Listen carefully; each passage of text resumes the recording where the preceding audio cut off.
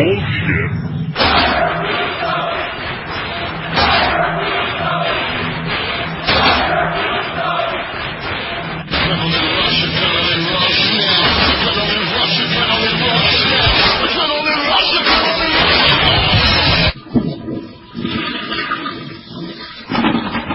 Let's get Impact over with. Again, I hated this program. It's been a day. I haven't even thought about it in 24 hours, so maybe I'll be a little more lenient on it here. Maybe not, since SmackDown got me all riled up with its fucking stupidity. So, Impact opened up with Hulk on the phone with Angle. Angle's getting ready to go, and he told Hulk to take care of his back. He'd take care of things at the Impact Zone, vowed to take out Abyss, vowed to win the title. Said he had to go, the show was starting. Hogan would not let him get off the phone, so he's like, I've got to go. That was funny for some reason. So they loaded him into his entrance ramp. Up he went. That was actually pretty cool. So he came out and cut a promo. Said Hogan was in a hospital bed recovering from surgery. Said he planned to achieve his ultimate goal at the pay-per-view. Only two things stood in his way, Hardy and Abyss. Said he wasn't going to let him down. Said Abyss kept talking about 10-10-10, but tonight was 9-30-10. Tonight he took him out in a cage match. So Kurt Angle announces that they're going to have a cage match tonight. Yes. So then Abyss comes out and they brawl. And they brawl to the back. It's out of control. They brawl for like 10 minutes. They keep brawling. I'm wondering why the fuck we should give a fuck about their match at this point, since they brawled for 10 minutes. They fought back and forth and back and forth and back and forth and back and forth. Finally, security breaks it up. And they literally went for so long, I did not care at all about seeing them wrestle. And by the way, for those of you that think I'm being harsh on this, I can read you the quarter hours right here, and you'll never guess what the lowest rated segment on this show was. Cage match? Of course, it was a cage match. Yes. The show just fell off a cliff when Angle and Abyss came out for their cage match. And it did not go up when they continued going all the way into whatever that show is afterwards. Yeah. Whatever. What's that show called? Reaction? Reaction. Yes. So yeah, this failed. This failed. Was the dumbest match booked ever. Yeah. Okay.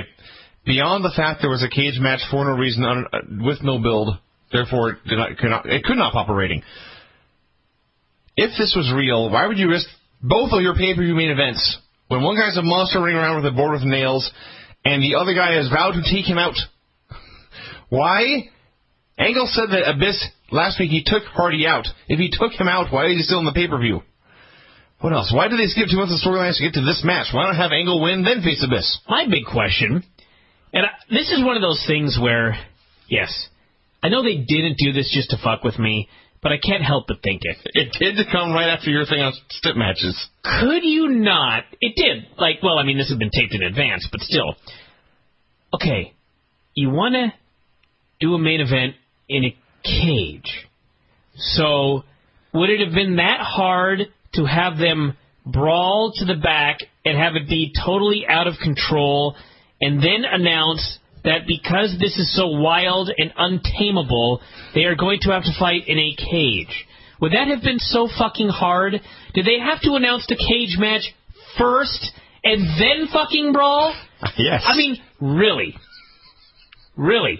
You would have just had to change the order of one fucking thing. They could not even do that. No. I hate this show. So they did, in fact, brawl. They brawled for 8 minutes. Yeah. Before security finally showed up. Probably longer than the match itself. I was trying to figure out why security was taking so long to get there. Perhaps the Impact Zone is 20 miles long and they were on foot. Mm-hmm. Perhaps it only appears every 100 years like Brigadoon. I don't know. But security finally arrived and separated them. Then we got a commercial break. Why isn't security just always around? Then we got a commercial break. When they came back, they were brawling again. Yeah. So, yes, that sucked. It's just like, okay,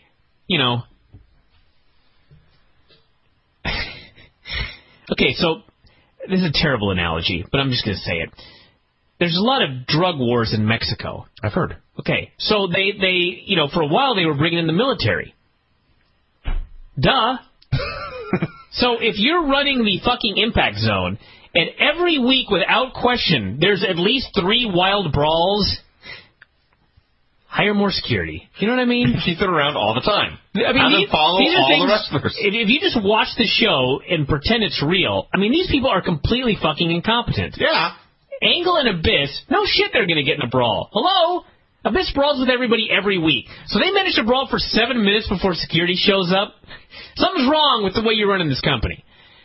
Tommy Dreamer and Rhino faced beer money in a lumberjack match. Why not? Why? So, a pointless, stupid stip that makes absolutely no sense. So, they do the match. Dreamer makes a comeback, breaks down. A brawl breaks out on the outside. Pretty shitty brawl, mind you. And so, AJ blows something, alcohol presumably, in Dreamer's eyes, and Storm immediately hits the backcracker and makes the cover. And, of course, Tommy Dreamer kicks out in the opener. Why? Well, I don't know. No one knows. A waste of a perfectly good fuck finish. He just kicked out of it. And then they immediately went to the finish, which was Storm trying to use the beer bottle, but Dreamer grabbed him and gave him the Death Valley driver for the pin. Flair was pissed off. Sabu did a dive. And then Foley cut a promo and demanded Flair get into the ring. Now, I spent 15 minutes arguing with Dave about this segment last night. I spoke my piece, that being that I felt that this was 1/3 great, 1/3 nonsensical, and 1/3 very sad. And wow, actually, that's very close to how I felt. Yeah. So go ahead. What were your thoughts on this segment? We'll start with the great stuff. Their delivery and their emotion and their passion was unreal. Unmatched. Agreed. No one in the business could have done this besides these two men. Agreed. What the hell were they so passionate about? Why were they so worked up? Don't know. What happened? They've both been on the show for a year now, I think. They had one face-to-face promo about a month ago when Foley mentioned something about a phone call at Christmas. And now here they are again. Now they're at each other's throats suddenly. I don't get it. Don't understand. And, yes, by the end, when these two men had punched, I can't even say themselves, each man punched himself bloody, and they were screaming about fighting, and then Ric Flair started throwing random pelvic thrusts, and I looked and I just thought, you are two crazy old men. Crazy old men. Yeah. And they're going to fight. Yeah. I think it's going to be a really sad match. Yes. Flair got a hell of a match out of Jay Lethal, or vice versa, however you want to look at it. That should have been his retirement match. Because I don't think he's going to top that match with Mick Foley. Maybe he will. No, he won't. He's probably right. My last line here was, this was two crazy old fuckers, and it was really kind of sad. We had a meeting with Bischoff and Anderson backstage. This. Random talk about Hogan, I said. I don't know what else to say about it. I do. Ken Anderson, I guess he's technically a babyface. It's hard to tell on the show. But he was whining and crying because Hulk Hogan had called to talk to Angle and had not called him. 8th grade girl drama is what TNA is now. It wasn't. Didn't Ken Anderson and Kurt Angle have a match in a blood feud? Yeah, they did a thing with the medals. Yeah. And the dog tags. Yeah. Yeah. Now Ken is expected to be high on his Christmas card list. Well, he's up. Well, he didn't expect didn't expect Kurt to call him. He wanted Hulk to call him. I see. He wants to be treated as the top guy. When he's not treated as the top guy, his course of action is to bitch and moan to Eric Bischoff. So Bischoff told Ken he wanted him to beat up Samoa Joe tonight, and literally until this exact instant, I didn't realize the dynamic of this, of Bischoff supposedly being a babyface and wanting babyface Ken to beat up heel Samoa Joe. Because until I thought about it, last night when I watched this, I presumed that Bischoff and Anderson were both heels and Joe was supposed to be the babyface. I don't know. I could be wrong. We'll get to this later, too. Bischoff and Ken are supposed to be babyfaces.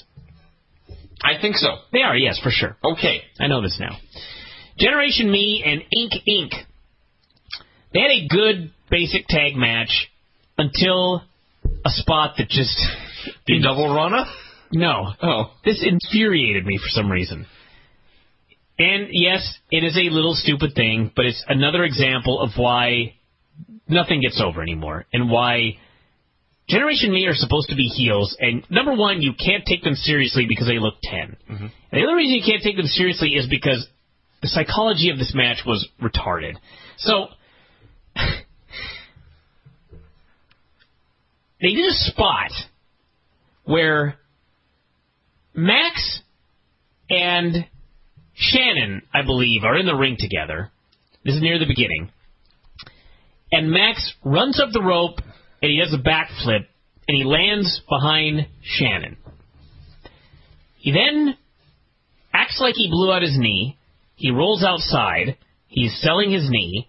The ref goes over to check on him, and the other buck gets in the ring and lays out Shannon, and that's how they get the heat. Now, it used to be that at the beginning of the match, the babyface would out-wrestle the heel. And no matter what the heel did, the babyface would out-wrestle him. And finally, the heel would have to resort to cheating tactics in order to get the upper hand. That's what made people dislike them. That's what made them heels. Here, the heel was in full control of the match. He had just run up, done a flip, and completely evaded the babyface. He was facing the babyface, who had his back turned to the heel. And instead of just attacking the babyface, he faked an injury while he was in control so that his other friend could take out the babyface, who was already at a disadvantage. What? There is that. There is that. That's actually not the spot that bothered me.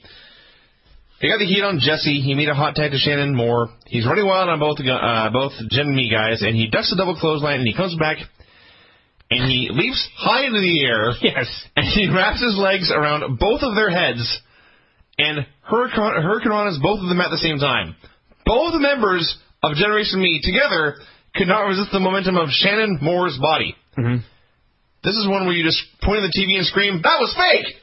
Yeah. This made the Canadian Destroyer look like a sleeper hold. I don't know. That didn't bother me too much. What did bother me at the end was the low blow finish where, again, Max did a flip or a go-behind or something like that, so he was momentarily in control of the match, and then he delivered a low blow, and then he got the pin. Yes. It's not like they were face-to-face, and he was in a hold, and he kicked him low while the ref wasn't looking.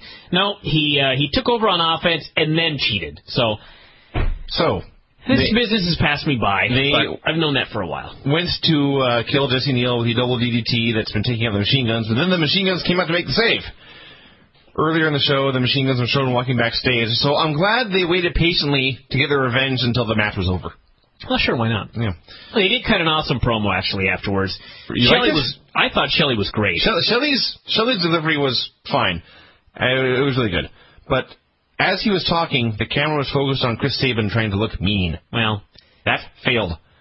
And Shelley did not suck, but all I can think of was these guys are the anti-Tyler Black, where they are much better when they're trying to be cool and funny, and Tyler Black is great when he's pissed off. I actually thought it was a pretty good promo, and it made sense. He said that they were going to give these guys a title match at the pay-per-view, but first off, next week they were all going to be together in the big battle royal, and they said, it does not matter how many bodies are in the ring, we are going to climb over all of them to get to you. Great! A great babyface promo. Mr. Anderson and the Pope. Pope came out to do commentary with Nash and Sting. Anderson and Joe, I'm sorry. There you go. So Joe beat the piss out of him. He chopped the fuck out of him. He hit him as hard as possible. I laughed. Boy, did I laugh. Anderson made a comeback. Joe went for the choke. And then Anderson just fought free and hit a mic check for the pin. So Joe was thrilled at the finish, by the way. Yeah. But, hey, you know what? I said the same thing, well, sort of the same thing about Undertaker and Punk. Anderson's in the title match. Joe is on the show, but he's in a tag match that I guarantee you no one will care about. The right man won here.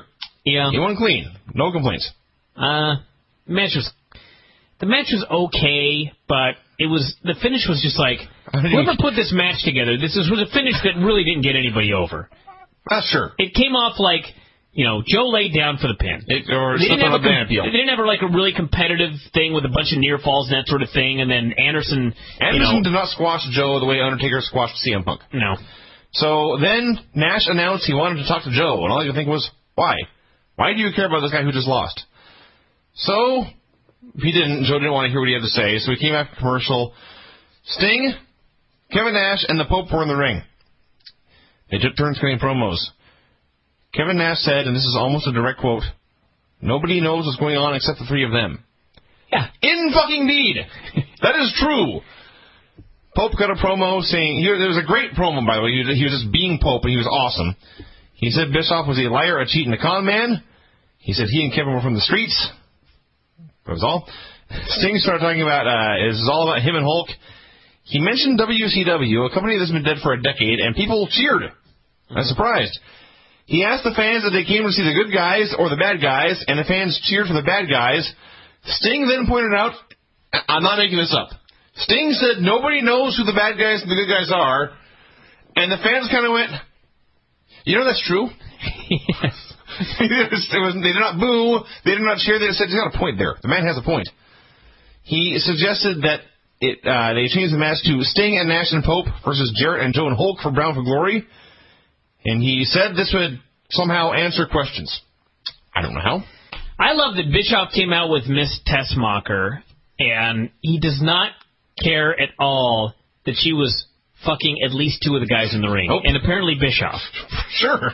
So there you go, everybody. That tells you something about Bischoff. He got his turn. So he then started talking about politics in wrestling. Okay. Every time Eric Bischoff starts droning on about fucking backstage maneuverings, I want to take my shoe and throw it at my television set. I want to take a blowtorch and melt my TV. There's nothing in wrestling that I hate more than guys going on TV and talking about backstage politics. Has there ever... This is a question for Mookie Ghana and anyone else who does stats, or Carl Stern, any historians. Has there ever in the history of this fucking business been an angle that meant jack shit that involved backstage politics? Can anyone name one? No. Try to name like a single one that even came close. Any angle at any time that had to do with backstage politics that drew a fucking penny. There's not a single one. And they do it all. That's Russo's deal. Mm-hmm. That's Russo's go-to, is we got to talk about backstage politics. Nobody fucking cares about backstage politics. They just don't. So stop. So he said that Hogan would be there next week and answer in front of the whole world, whether it be in the tag match. Said, I just hope you like the answer. So, yeah, they're dragging out poor Hulk on live TV next week. That poor fucker. Poor fucker. So, he also had a line in here where he said he had known Sting and Nash since WCW, and he said he had talked to them about how their time was running out 15 years ago! Yeah. He's an idiot. They're all idiots. Not gotten younger, everyone. Their time is apparently out, or perhaps expired in 2005. I don't know. I'm just quoting what he said. And then, as the segment came to a close, there was something actually miraculous that happened.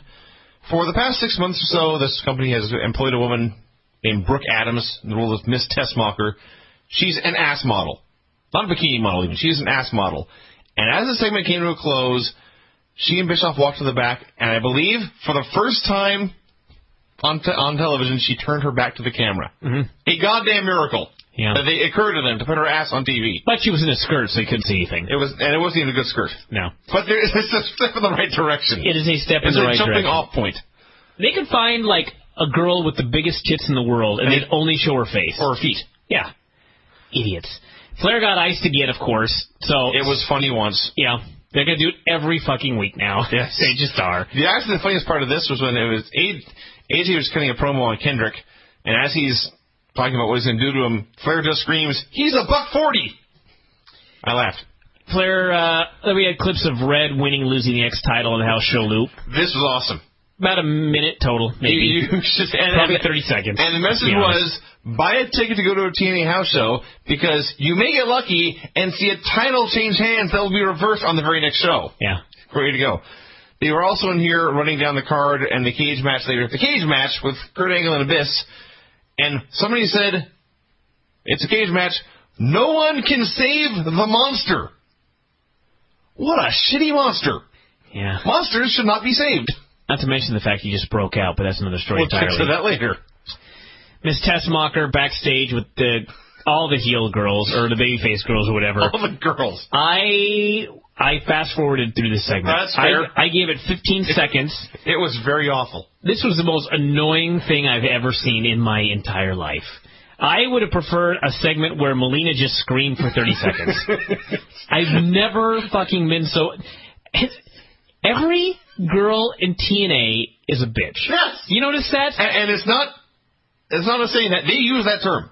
Also Yeah. whore. They also call each other whore all the time. You never, like there's, you watch WWE and, Kelly is supposed to be a sweet girl. Yeah. She's supposed to be a nice, sweet babyface girl. The Fella Twins just are as boring. Stacy Keibler, when she was a babyface, she was just a nice, sweet, pretty girl. Trish Stratus was a nice, sweet girl. Then she stabbed Chris Jericho in the back and became a bitch. Sure. But when she was a babyface, she was a babyface. Here in TNA, every girl is a bitch. Yes.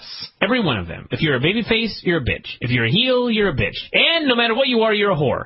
This is exactly how they book the girls. Don't yell at me. And they use those terms. I am using the exact words that TNA uses in all their segments. They did nothing but scream at each other for I don't know how long about I don't know what, so I fast-forwarded. I actually did watch the entire thing. I don't know why. It was very, very horrible.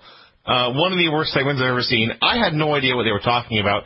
Something about getting a waiver for Tara to get back in the ring, even though she's been back in the ring wrestling for like a month now. They call each other whores and bitches a lot, and Brooke announced there was going to be a 4-way title match at the pay-per-view. Angelina said she didn't want to do the match because she and Velvet just got back together. On the one hand, this made her look like a cowardly champion. On the other hand, she made an excellent point. So they all bitched at each other. They then all left still angry. It was so bad I couldn't even get pissed off. I could just marvel how bad it was. And then they all left. Brooke got a phone call, and she said, "Hello. The usual? Okay, 20 minutes." So she was going to go have sex with someone for money. Mm-hmm. Because she's a whore. Yeah, of course. AJ against Brian Kendrick, who is a babyface who now thinks he's a Jedi. Is that the gimmick? I just noticed he was wearing a white robe that was 47 sizes too big for him. Yeah. I will say that there were two positives in this match. One, it was a good match. Well, it lasted, which was like a minute. And two, Ric Flair distracted the referee and legitimately distracted him, leading to the finish, which is unlike 95% of the fuck finishes in TNA where the referee is looking right at the interference and does nothing. So that was a positive. We had a backstage promo with Abyss. He vowed to take Kurt Angle out tonight, and he wanted the match with RVD Bound for Glory to be Monsters Ball. I had just assumed it was going to be anyway. And I'm not more excited to see the show now that I know for sure. RVD taped promo outside in L.A., he had his goofy bandages on. I have no idea what he was talking about. He said, I just like that he said he had been stupid and gotten hurt again. I loved how this is like TNA where it starts with a cage match, then it becomes an Ultimate X match, and then the blow-off is a regular wrestling match where they exchange holds. When he called in 3 weeks ago, he was completely fine. He had no injuries.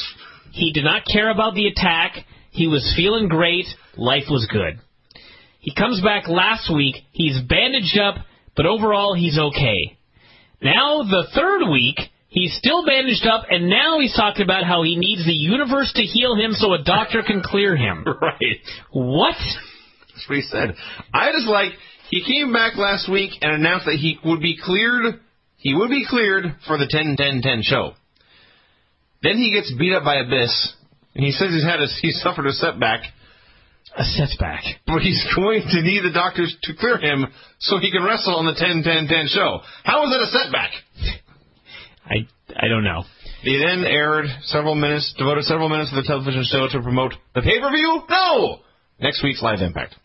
Abyss and Kurt Angle in the completely random cage match. Angle... I called it a completely pointless cage match, by the way. Grabbed the nail-covered board and threw it out of the cage, and I realize it landed in the aisle, but it bounced high in the air and nearly hit a production guy. They're determined to hurt somebody in this fucking company. Well, this stagehand died that one time. So there was absolutely no heat, and then Kurt gigged, because, of course, you got to have blood on every show, even though we saw it earlier in the show. Not only did we see it earlier, we saw two guys do it to themselves. So then can't be that bad. Angle climbs the cage, they go off the air. It's a teaser to make us watch reaction. Which, by the way, people have figured this out, this bullshit, because now they just apparently turn off at a quarter till because they don't want to watch TNA for 3 hours. I don't know what the deal is. No one wanted to see this match. That's number one. But, so Abyss throws the ref into the cage, and they botched a black hole slam. Mr. Anderson hits the ring. House of Fire. He goes one-on-one, face-to-face with the heel. Cage match, everyone. Yep, climbs Mr. inside. Anderson hits the ring. Climbs inside, goes one-on-one, face-to-face with the heel, and the heel beats him up. Because, of course, he's an idiot. So here's one of your challengers for the world title, beaten up like a complete dork. And then Abyss just tears the door off the cage because, it's a cage. Doesn't keep anyone in or out anymore. So he goes to get his board, but Kurt grabbed it, and the show went off the air. This was one of the most horrible impacts of all time. And, of course, once Abyss got the stick, he was suddenly vulnerable. Yeah. Stick is poison. That was a bad show. This show was horrible. I did not eat it as much as you did, but I will not defend it in any way. This show was fucking horrible, everybody. To the back! So I have my Impact notes here. Should we get going? Yeah, we'll go for it. All right, Impact opened with a... Oh, fuck. Let me start. Because I remember how stupid this fucking thing was. Fucking stupid pile of shit segment, yes. Oh, God. I will say, you know what? I'm going to say one thing about this. Okay. The segment itself was pretty fucking stupid. In the sense that, for those that didn't see the show, Abyss, I can't even say he kidnapped her. Okay? There was a hostage situation. Abyss had taken Dixie Carter hostage. He was dragging her throughout the building. He had his fucking branding iron and his board covered with nails, and he was dragging her throughout the building, and she was screaming and crying and begging for mercy. A hostage situation. There is no other way to explain what this was. Now, as I was watching this, I thought, well, this is the dumbest fucking thing I've ever seen. Now, it's bad enough that he killed Rob Van Dam, and he was not fired. No. But how do you get out of firing... How do you get out of firing this man after this? Remember when he branded that one guy? Well, forget about that. I mean, this is a hostage situation with the owner of the fucking company. How do you work around the fact that this guy is still going to be employed on Sunday? I was begging for their stupid answer. The answer ended up being later. Rob Van Dam, after Eric Bischoff had been told to go out and publicly fire Abyss, Rob Van Dam, after Abyss was called to the ring, he came out instead, and he said, Eric, you cannot fire Abyss. I must fight this man. If you fire Abyss before Sunday, I don't care what you do after Sunday. If you want to fire him on Monday, if you want to do whatever you want to do, that's fine. But if you fire this man before my match with him on Sunday, I'm walking. I will quit this company. And so they were forced to allow Abyss to stay through Sunday. Great. It made sense. It made fucking sense. I had absolutely, in fact, I will go as far as to say that I never saw that twist coming, and I thought it was awesome. They actually came up with an explanation for how Abyss could take hostage the owner of the fucking company, and he's still around for his pay-per-view match on Sunday. This was great. I would go as far as to say this was brilliant. Now, with that said, the segment itself of him taking Dixie hostage. Listen, this segment went on about 10 minutes. He dragged Dixie from the backstage area towards the ring. She is screaming. He is telling everybody to get out of the way because he's got her and he's got this barbed wire board. There is no security to be seen anywhere. Again, how big is the impact zone? The answer is it's not big at all. Where in the fuck was security? Nobody called the police. Eric Bischoff even called the police over the Outsiders once. Do you remember this?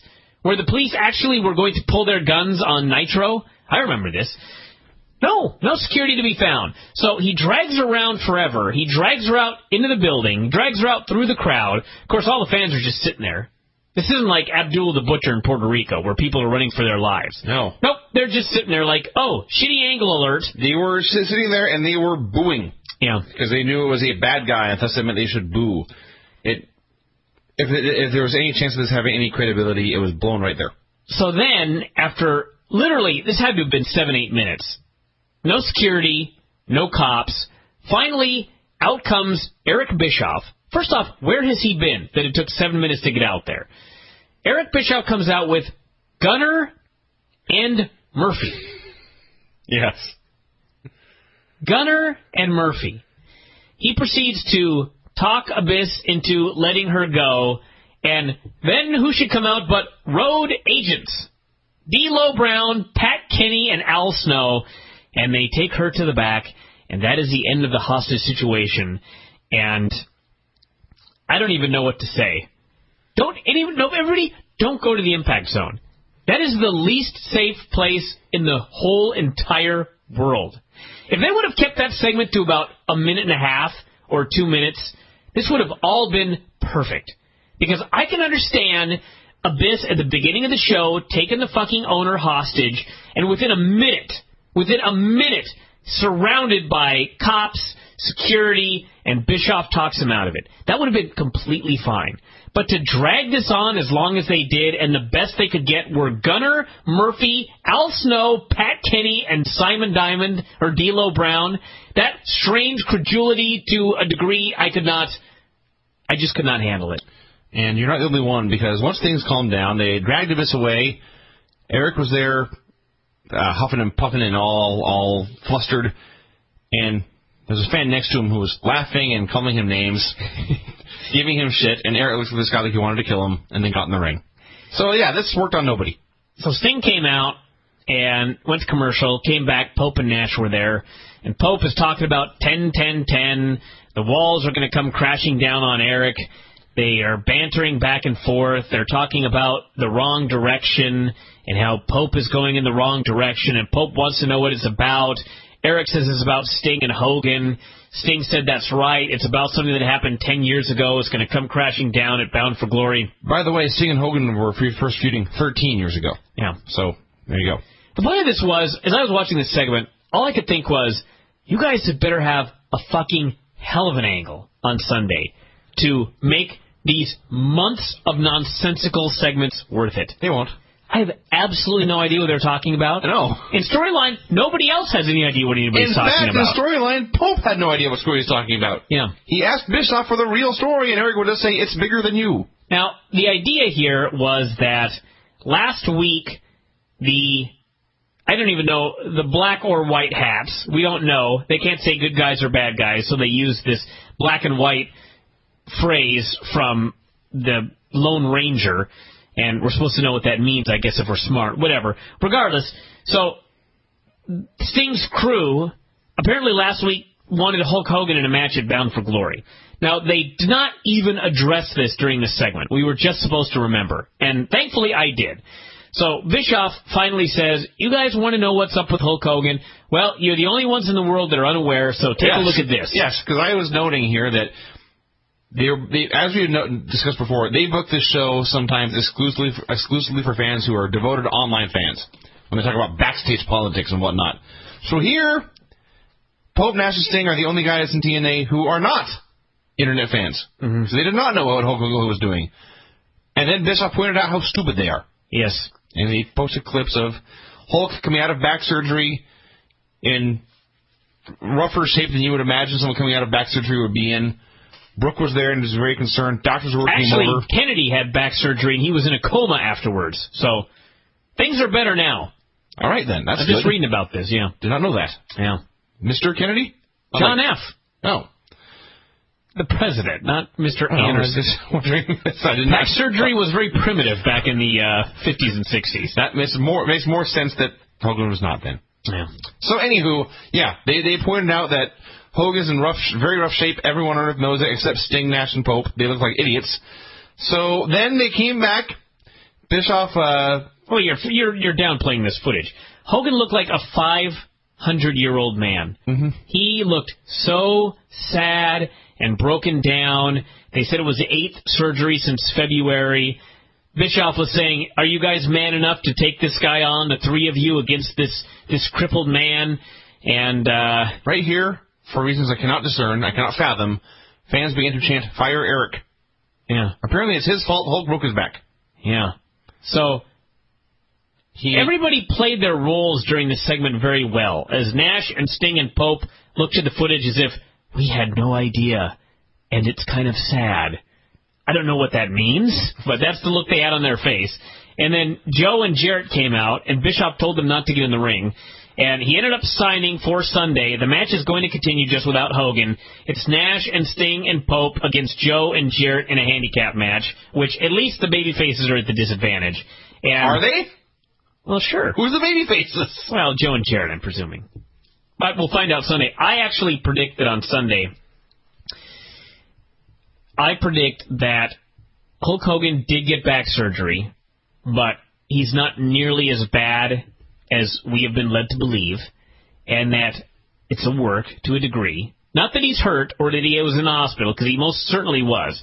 But I think that on Sunday, they're going to go back to the fucking Bash at the Beach. Mm-hmm. There's going to be Joe and Jarrett against Nash, Sting, and Pope, and Hulk fucking Hogan is going to come out, and everyone's going to think that he's going to be the conquering hero, and he's going to turn heel. There you go. I don't care. I think he's going to come back and be in agony for nothing. Yeah, so Bischoff showed this footage, and then he challenged Sting and his crew to accept the 3-on-2 match, and everyone just stood there. And before Sting could answer, they cut backstage. Mm-hmm. And the car pulled up, and a camera crew ran up, and Mickie James got out. The director said, the interviewer said, "Mickie James, what are you doing here?" She said, "You'll have to wait to find out," and she walked away. That was her debut. Star power, everyone. We had a video package with Team 3D. They're still around. Okay, this is the first of many things that annoyed me on the show. A few weeks back, they did a shot of Tommy Dreamer in Yonkers, where I was very skeptical. They sent a camera crew to Yonkers, New York. And then we saw Rob Van Dam in L.A. They did about 6 shots during the show, sending cameras around the nation to interview guys. This was the camera crew in Times Square, New York, with Team 3D cutting a promo. Yeah. Why? I don't know. So they cut a promo. The promo was, at the pay-per-view, they're going to make an announcement. Fuck you and your announcement, TNA. An announcement that will change tag team wrestling forever. The biggest announcement of their career. Again, as Lance Storm wrote on his website, kids, you are paying for an announcement. Not a match. You are paying for an announcement that you can get for free by going online 1 minute after it's announced or just waiting until next Thursday. Yes. No one is paying shit for announcements in pro wrestling. Angelina Love and Velvet Sky against Tara and Madison Rayne, with the winning girls getting the Beautiful People name and music. As a match, it was god-awful. Miss Tessmacher was out there. The match went maybe 3 minutes. All the stipulations, it went maybe 3 minutes. Angelina and Velvet won. Tenay said, and I quote, "Just like that." Yep, just like that. Almost completely pointless. So then Tessmacher did a promo, talked about the 4-way at the pay-per-view, and then she says, to make sure these skanks play by the rules. All you skanks. All you skanks. So even the baby faces are skanks, everyone. Mm-hmm. To make sure all of you skanks play by the rules. And presumably Tessmacher is a babyface calling these girls skanks. I can't tell. Well, I can't either, but I presume strongly she is suspect Madison and Tara are heels. The rest of them, I have no idea. Well, I mean, clearly Angelina is supposed to be a babyface, and Velvet is as well now. But Miss Tessmacher, I presume, is supposed to be the babyface based on the special referee, but she sure acts like a bitch. The special referee is Mickie James, and again, you know, if she had announced there's going to be a special referee and Mickie James had come out and that would have been her debut, that would have been a pretty hot deal on live TV. Nope. She arrived 10 minutes earlier, got out of a car, said, we'll find out soon while I'm here. So, yes. I mean, how do you screw that up? Because, I expect nothing less. This is what I expect from TNA. She cut a promo, talking about how she was there, she's proud to be there, said she was sure to be bound for glory, at which point Madison screamed, "You are bound for failure," which may have been my favorite moment of the entire show. She said she was going to make history by winning the belt and becoming the first woman to hold every conceivable woman's title that meant anything in the business. At which point I said, wait a minute, Tara was a Knockouts champion, wasn't she? And you pointed out, yes, but she was never the Divas champion. Yeah. The butterfly belt.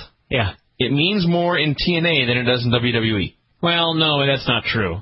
Because if you go on Twitter, these fucking WWE girls worship these stupid belts. I mean, it literally... I don't know. It's a Divas title. The number of titles that mean anything in this business for the women are approximately 0. And the Knockouts title meant something for a little while when Kong was the champion. Sure. At least that is the one and only time. At least the Knockouts title has history. At one point, it was cool. The WWE title right now, the women's title, had been broken in 2. But even that, at it least was a charm bracelet. It had the history of Trish Stratus. Oh. The Divas title has a butterfly. It has Michelle McCool. Yeah. No bias. We had a film crew in Boston, so Mick Foley on his book tour could cut a promo. Why? He cut a promo on Flair, said he wanted Flair to kiss his ass. And then we had Foley and Flair. Oh, we had the Dixie thing first. Dixie was backstage. 6 months into Abyss's reign of terror of skinning Rob Van Dam alive, branding random people backstage, trying to set people on fire, she finally decided it was time to fire Abyss. I guess because he finally put his hands on her. She then said it was Eric's responsibility. Why? I don't know. Okay, maybe I missed something. There's no good reason for it. But then, not only did she want Eric to fire him, she wanted him... Oh, he protested, by the way. He wanted to try to work out some kind of deal or something. She wanted him humiliated, Abyss. She demanded Eric fire him in the middle of the ring and in front of everyone to humiliate him like she was humiliated. This is retarded. Foley and Flair, Falls Count Anywhere. All I have to say is that I really feel bad for Foley because most likely this was the last great match of his career. I would say the last great match of both men's careers, but I put nothing past Ric Flair. This is actually his second really good match this year, so to think this would be his last one would be foolish, unless you anticipate his death, like, in a month. Which, I don't think that's happening. Flair's going to be the Mae Young. He's going to be taking backdrops on the thumbtacks when he's 85 years old. I felt bad for Foley because they really did have... I mean, you can talk about how it was kind of sad to see a 62-year-old man taking backdrops in his thumbtacks and them cutting themselves like nobody's business. Flair in particular was, you know, he probably could have been arrested for the number he did on himself with that razor blade. They had this match, and, you know, despite the violence and the gore and that sort of thing, this was a hell of a match. This was a hell of a wrestling spectacle. We did doubt them last week, and they proved us wrong. Now, with that said, if I were Mick Foley, and I had this match, and it was so goddamn good, and I knew this may be the last one, and the finish was so fucking stupid, I really don't know what I would do. I really don't know what I would do. I am happy, personally, never wrestling again, because I really enjoyed that last match with Ryzik. We had a really good match. He hit me with his move. He pinned me. I lost. And I'm upholding the stips. I wish I would have just said loser leaves town forever. That would have been better. It's the only thing I would have changed about that match. But we didn't have some sort of fuck finish or anything like that. He was a better man. Great, because I'm done. I don't give a fuck. That was perfect to me. Poor Foley and Flair go out there. It's Falls Count Anywhere. As noted, Flair cuts himself like he's using a butcher knife. Foley gets thrown off the stage, and I mean, he flew through the fucking air. High and long. Yes, he did. Through a table, and the table, he kind of overshot it, so he landed fucking hard on the cement. They used thumbtacks. They used barbed wire boards.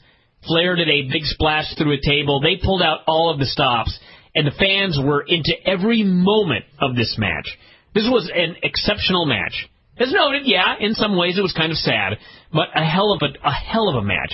And then this was the finish. Foley ends up on a table. Flair climbs up to the top rope. As everybody's well aware, Flair always gets thrown off the top rope for the most part. Not tonight. Flair does a big splash and puts Mick Foley through the table. They're both down. Referee starts to count. Now, per the rules of a last man standing match, They have 10 seconds to get to their feet. If they cannot get to their feet, they lose. So the ref is counting 3, 4, 5. They start to stir. 6. They start making their way up to their feet. 7. They are now both on their feet. Standing upright. Flair is standing on his feet, and then he takes a Flair flop into the tacks. The ref says, 8, 9, 10. Mick Foley, you are the winner. It would be one thing if, like, Flair got to one knee, and then Flair flopped into the tacks, for example. Or even if he almost got to the feet and was leaning against the ropes, and he had not fully stood up, and then he fell into the tacks. Nope, Flair got all the way to his feet. He was not touching the ropes at all. He was just standing up. And then he did a Flair flop. They could have even had the ref focused on Foley and turn his back on Flair for just a second. No. That would have pissed he you was off looking too. right at both of them. They both got to their feet, and then Flair fell down, and so the ref ruled that he had not gotten up, I guess, in the first place. The announcers were, like, trying to figure out what happened, and Taz said something like, well, you know, Earl Hebner's done a lot of these. I'm sure it was a good call. Just like, to have worked so goddamn fucking hard in what might have been your last match, and the finish, that's the finish, I would have just been so sad. But if you take that out, everybody, and the idea that Flair did the offensive move and he was the one that lost, I'm not sure quite how that works, but regardless, a hell of a wrestling match until a very shitty finish. We then got the segment with RVD and Bischoff, where Bischoff called out Abyss. Actually, it was great. He came out first, the table was still there, the thumbtacks were still out. He started talking about he had never seen a car wreck like this, and suddenly a woman came to ringside, got his attention. Eric went over and talked to her and said, "We don't have time!" Live TV, everyone. That was funny. He then called out Abyss. They went to commercial. When they came back, instead of Abyss, RVD came out. He talked about the code they have in the back. Said when the wrestlers have issues, they want to settle them. They don't go to management. And this is where he said that if he can't wrestle Abyss at Bound for Glory, then he will quit. That was that. We then had Tommy Dreamer and Rhino in Philadelphia, outside the bingo hall. Fans were lined up for some other wrestling show. They were going down, high-fiving all of them. Rhino was cutting a very intense promo. Tommy Dreamer was very mellow. That was it. This was supposed to make us want to buy the pay-per-view. I could not figure out why Foley and Flair was on at the top of hour one. I was like, what is going to follow this match? Nothing. Why is this match not the main event? The $100,000 Battle Royal is going to be better than this. I'll bet you $1 million is not. You would have won. won. Right, by the way. You would have won. So what do they follow this with but Eric Young and Orlando Jordan against Inc. Stop right there. There was a skit beforehand. Now, at least this camera crew may have been just somewhere in Universal Studios. Because you see, Orlando Jordan and Eric Young went to the fair. They threw balls at milk jugs, tried to knock them over. Eric Young explained they were a tag team. Said before long they would be in PWI. Pro Wrestling Illustrated, everyone. Yeah, ranked as a great tag team. Yes, and then they shared an awkward hug. Well, it wasn't awkward for Orlando. That's true. He was fine with it. Eric Young was very awkward. And then we got the match. Eric and Orlando against Inc. And by the way, they noted that Eric had taken a bump onto his head, and it had scrambled his brains, so now he is goofy. Yes. In 2010. This was funny when it happened to, like, Bugs Bunny and Daffy in the, 50s, 40s. But, yes, this is a real human being in a sport that involves a lot of head injuries. Yeah. In 2010, that's their storyline. This guy got bonked in the head so many times. His brain's fucked up. He's crazy or stupid or punch drunk or whatever. So the announcers were talking about how Orlando and Eric have been winning matches on Explosion, and we're seeing clips from Explosion, and the next thing you know, on Explosion, Orlando and Eric lose. And Taz had to stop himself mid-sentence and say, oh, they lost that one. So the gimmick here is that Eric Young has gone fucking stupid sometimes. Has gone bonkers. He came out with Orlando, he posed with Orlando, and then as soon as the match started, he forgot who his partners were. He ran in. He locked up with Orlando. You know, because he's got multiple concussions. He tried to tag out to the guys on the other team. He kept screwing his partner over constantly. They should call him Team CTE. There was a point where Orlando made a cover with his foot on the ropes. Eric pointed this out. So after all this incompetence, this bumbling idiocy, they won anyway. Way to make Inc. look like complete tools. And here I am thinking, what in the fuck was the point of this on the Go Home show? And the answer is because they have agreed to rematch on Sunday after this debacle. They want us to pay to see this again. Bullshit. Eric claimed it would be a six-man with the four of them. Because, you see, his brains are scrambled. Ha! He fell from a height. These fuckers. Shit this was. We had Jay Lethal showing off his childhood home in New Jersey. Talked about having to shovel snow in the very long driveway. That's why he lives in Tampa now. He did have a funny story about how they had the car that he drove to all his shows when he was working out of there. And then once a promoter was willing to fly him to Ohio, and his father turned down the flight because he wanted to do a road trip. That's a great story. Then we had a very important segment, I would guess, come Sunday. Dixie was telling RVD, fine, but win, lose, or draw, Abyss is finished after the pay-per-view. And Bischoff showed up with what he claimed were termination papers, effective at midnight Sunday, and she hurriedly signed without reading them. Mm-hmm. So most likely she just signed over the company to them, who would be Hogan and Eric, which I will suspend my disbelief, but legally, especially the fact that this was captured on camera, yes. This would never fly. This would never fly. She ordered RVD to take Abyss out. I suspect intent was missing from this contract signing. They have to ask Todd about it sometime. Yeah. We then got the debut of Shore. Yeah. And when I say the debut of Shore, I mean they started off with a wide shot of the Impact Zone. They played a wacky video with music.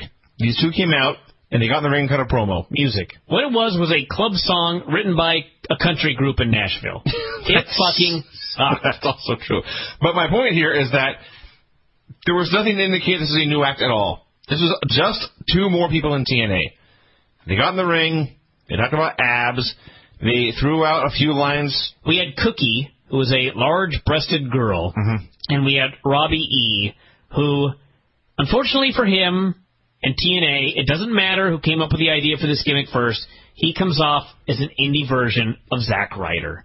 And think about that. Yes. So they were effectively annoying, but I don't think in a good way, as the fans hated this segment. I'm almost positive they were chanting boring. They were chanting something. And they, Jersey Shore, or I guess just Shore, because, I don't know, whatever. They talked and talked and talked. Everybody booed. And they're going to be back next week. This did not work. That's true. I do not watch Jersey Shore. I've seen far bigger failures in TNA. Don't get me wrong. On a scale of 1 to 10 in terms of failures, this was only about a 3. Most TNA failures are hovering around a 9 or a 10. So we'll see what happens with this crew. Perhaps, I mean, a lot of people do watch that show. Perhaps they will hear about this and want to check it out. Why, though? I don't know. There have been worse theories than trying to imitate something that is very popular. I'm trying to figure out the last time pro wrestling tried to imitate something that was popular, which was successful. Don't know. All right. If anybody knows, feel free to post it on the board. We then got a segment that I considered a much bigger failure than the debut of Shore. They aired a bunch of clips of everyone talking about how important Bound for Glory was to TNA. There was one great moment here. And what would that be? The one great moment was they interviewed Angle, Nash, RVD, Pope, Anderson, Jarrett, I stopped Flair, writing down Foley, names after a while. Joe, and Dixie. And the three best moments were, first off, Kevin Nash had the excitement level of a corpse, and he's trying to sell us on this pay-per-view. Dixie claimed this would be the biggest TNA event in their history. Howled with laughter when I heard that one. And finally, we had Mr. Anderson, who was slightly more animated than Kevin Nash. He also may have been a reanimated corpse. And he said, in the most boring, monotone manner possible, TNA has reignited my passion for the business. Yes. Yeah. Yes, he did. Your passion is just fucking through the roof, Mr. Anderson. Then we had the Gauntlet Battle Royal, the winner getting supposedly $100,000. It was a Royal Rumble with 45-second intervals. They claimed 45 seconds. It varied from 10 seconds to, at one point, I think about 5 minutes. No, well, here's the problem. They were 45 seconds, but for example, Angle and Anderson started. They had just barely started wrestling when Jeff Hardy's music played. Jeff Hardy took 30 seconds to get to the ring. Yes. So by the time they shut off his music, there were 15 seconds before the music hit again for AJ Styles. Then they went to commercial, and when they came back, 4 additional men were in the ring, and one was showing up. And long story short, this was so stupid to do intervals. You should have just put all the fucking guys in the ring and had a 20-minute battle royal. It was actually hysterical because Anderson and Angle were 1 and 2, and Hardy was 3. This is the pay-per-view main event. And they noted it. This is not random. Yeah. They're not trying to bullshit you, say, oh, look, what are the fucking odds? No, they admitted this is thrown together by TNA management to stir the pot. Mm-hmm. So it was supposed to be the pay-per-view main event preview, and we got 10 to 15 seconds of actual action. Yeah. 10 to 15 seconds. So, yes, then he came back, like 4 guys were in there. The deal was, they got up to 14 dudes. There had not been any eliminations. Then there was a commercial break. And then we came back to commercial, and number 19 came out. And who was number 19? Of all the human beings on the planet Earth, think of the stupidest person to have in this battle royal. The monster Abyss. Yes. They have already signed his termination papers. They only have not fired him right now because his opponent begged for it and threatened to quit himself. If he did not get a match at the pay-per-view. At the pay-per-view. He didn't say anything about not firing the guy. He just wants his pay-per-view match. Yes. They had no choice but to leave him in this match wherein he could win $100,000 of their money. Yeah. So he gets in there. It was so fucking stupid. This is like the stupidest thing TNA's ever done. No. Why was Abyss in the Battle Royal? Find me a good explanation for why Abyss was in the Battle Royal. Vince. Lie to me. Vince. I find Abyss being in the Battle Royal less stupid than Abyss not being fired after he fucking killed the world champion with a board covered in nails. He didn't kill anybody on this show. He merely scared a woman. So I find it far less ridiculous that he was allowed in this Battle Royal. Don't get me wrong, this was fucking stupid. But this was less ridiculous than when he tried to kill the world heavyweight champion with a bat covered in nails. And he was not fired. That was much stupider. I'm not sure I agree. But what can you do? So then Kevin Nash came out, and when you talked earlier about how much excitement Kevin Nash does not have, Kevin Nash came out in like blue sneakers, blue jeans, and a plain black T-shirt that he probably got for $5 at Walmart. Kevin Nash does not give a shit. No, and he's still getting paid huge money. He's still making a lot of money. Amazing, man. He came out. And then the best thing was, Abyss, as I noted, ran in. Oh, I didn't note this. Not only was Abyss in the Battle Royal, they put him over. He started tossing guys left and right. Yeah. So then Nash gets in there, and Kevin Nash begins to work Abyss over. Mm-hmm. Because you see, he's big. Yeah. So Abyss continued to eliminate pretty much everyone. And then, after no one had come in for like 5 minutes, it seemed, Rob Van Dam entered. And he attacked Abyss. And he threw a high cross body that the idea was it would eliminate them both. He went right over. It took Abyss a few tries, and the camera actually missed it. Thank God. Just on the floor all of a sudden. So, yes. I love the explanation that Dixie had offered RVD an open invite. So, even though he's a babyface, he waited until almost everybody was eliminated, and then he came in. Yeah. Yeah. So came down to Angle and Anderson. They were the last 4. RVD and Abyss and Angle and Anderson. And so Rob Van Dam eliminates himself and Abyss. And then we're watching the screen, and the screen is showing what's happening in the ring. Anderson and Angle are trading punches from their knees. Then the announcers tell us, off camera, Abyss and Rob Van Dam are fighting to the back.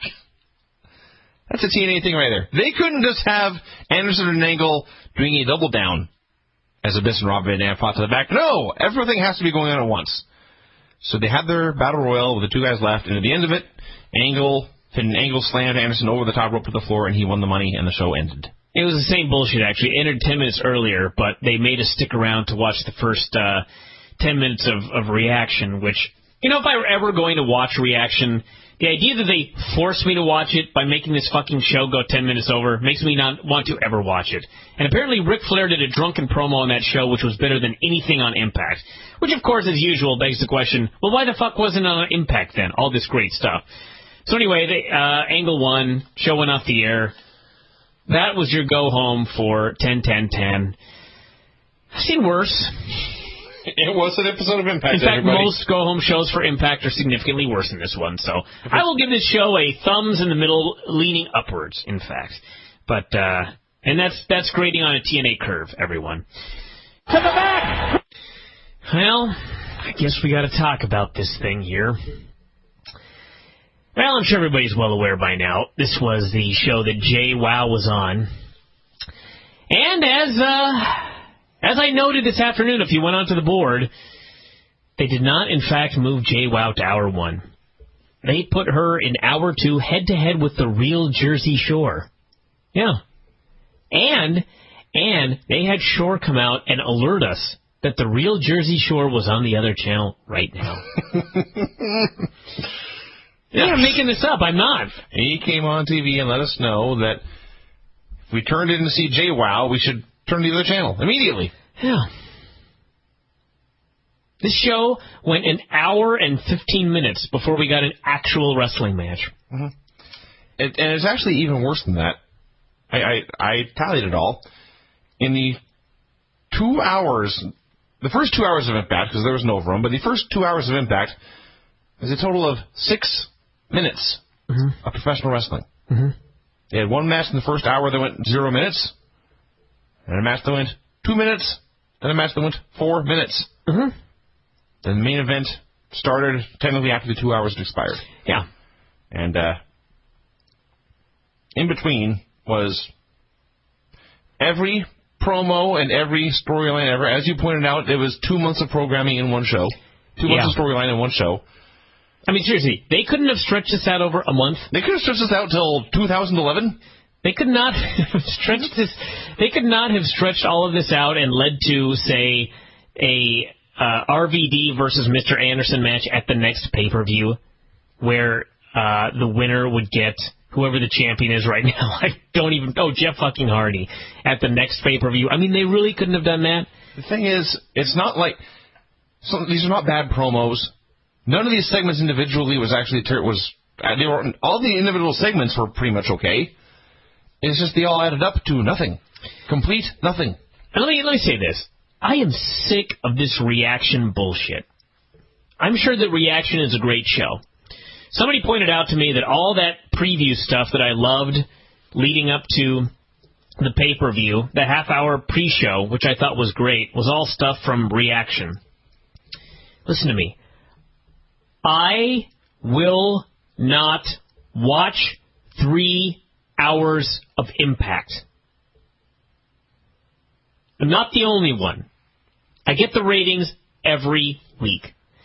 Last week, if you add in DVR viewership, Impact did 1.9 million viewers. You know how many viewers watched Reaction? 9. 800,000. May have been slightly over 8. Maybe we could round it up to 9. That's still less than half. Yes. Regardless, 1 million people who watched 2 hours of Impact had no desire to watch a third hour. I'm among those people. And this is what I'm going to do every week, and this is not going to change. I'm going to set my DVR 10 minutes long. In fact, it's always been set 10 minutes long. If Impact goes past 2 hours and 10 minutes, that's it for the evening. I'm not watching a single minute more. It pains me to watch 10 minutes more. But I will do that. I will watch an extra 10 minutes of Impact as it leaks onto Reaction. But I'm not going to watch another second of it.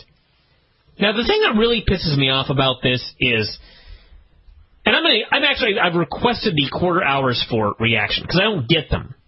I only get the hourly number in the viewership, which, as noted, is about 800,000 viewers out of the 1.9 million that watch if you add in DVRs. So I am going to get the quarters, and I'm going to see if they actually retain their audience at the 11 to 11:15 mark. When Impact goes off the air and they tell us to stay tuned for reaction, are people really still watching? Because if they are, that would mean that the remaining 3/4 of reaction are probably significantly lower than 800,000 viewers in order to get the average of 800,000.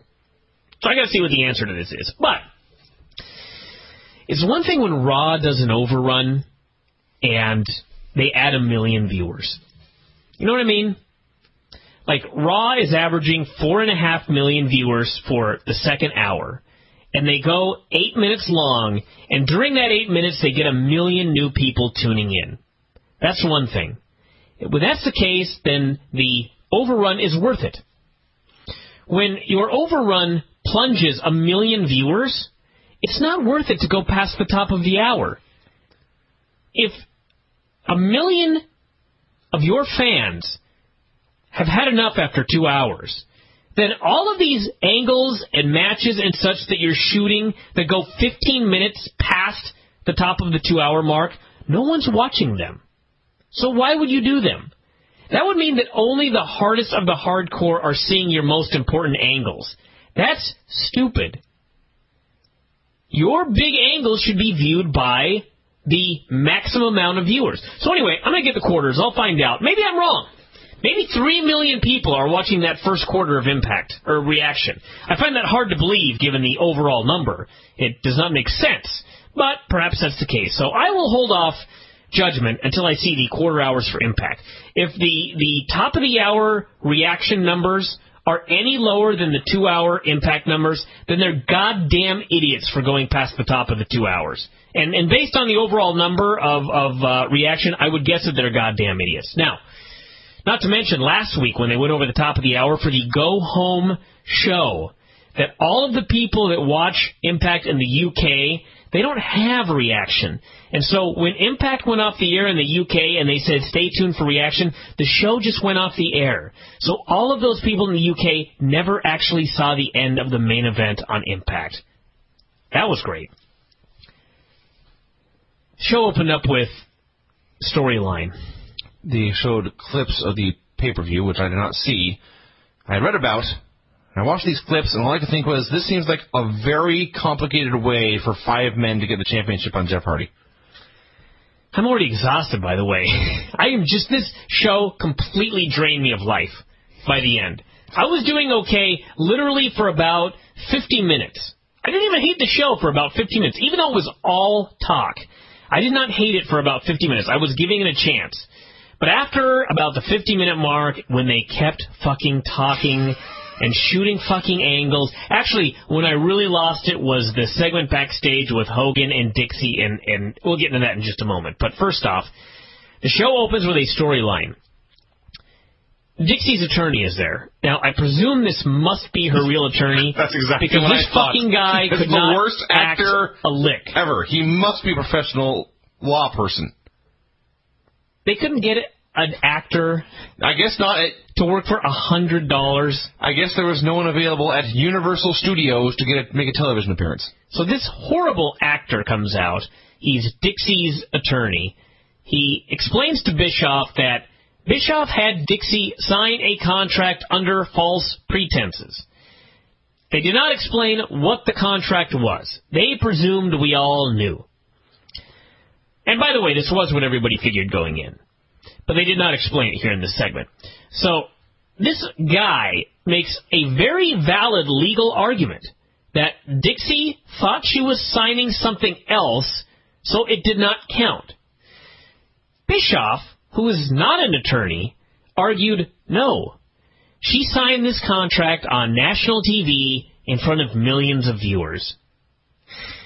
This argument would actually help Dixie Carter. Yes. Millions of people on television saw her sign something under false pretenses. Yes, he claimed there were millions of witnesses. So, as Todd Martin pointed out, there were millions of witnesses to his fraud. Even I know this, but Dixie's attorney felt checkmated. He said, "Well, Eric, I'll see you later," and off he went. I cannot wait to see how they explain this in the long term. Now, again, fine. Pro wrestling is fake. It's bullshit. We have to suspend our disbelief. As fucking stupid as this was, I'm going to go with it for now. There are bigger fish to fry on this particular show. So, that's true. Out comes the fish. The fish. Well, first off, after this segment was over and the announcers opened up the show, then they announced that Dixie has signed over the majority of her shares to Eric, so he is no longer president.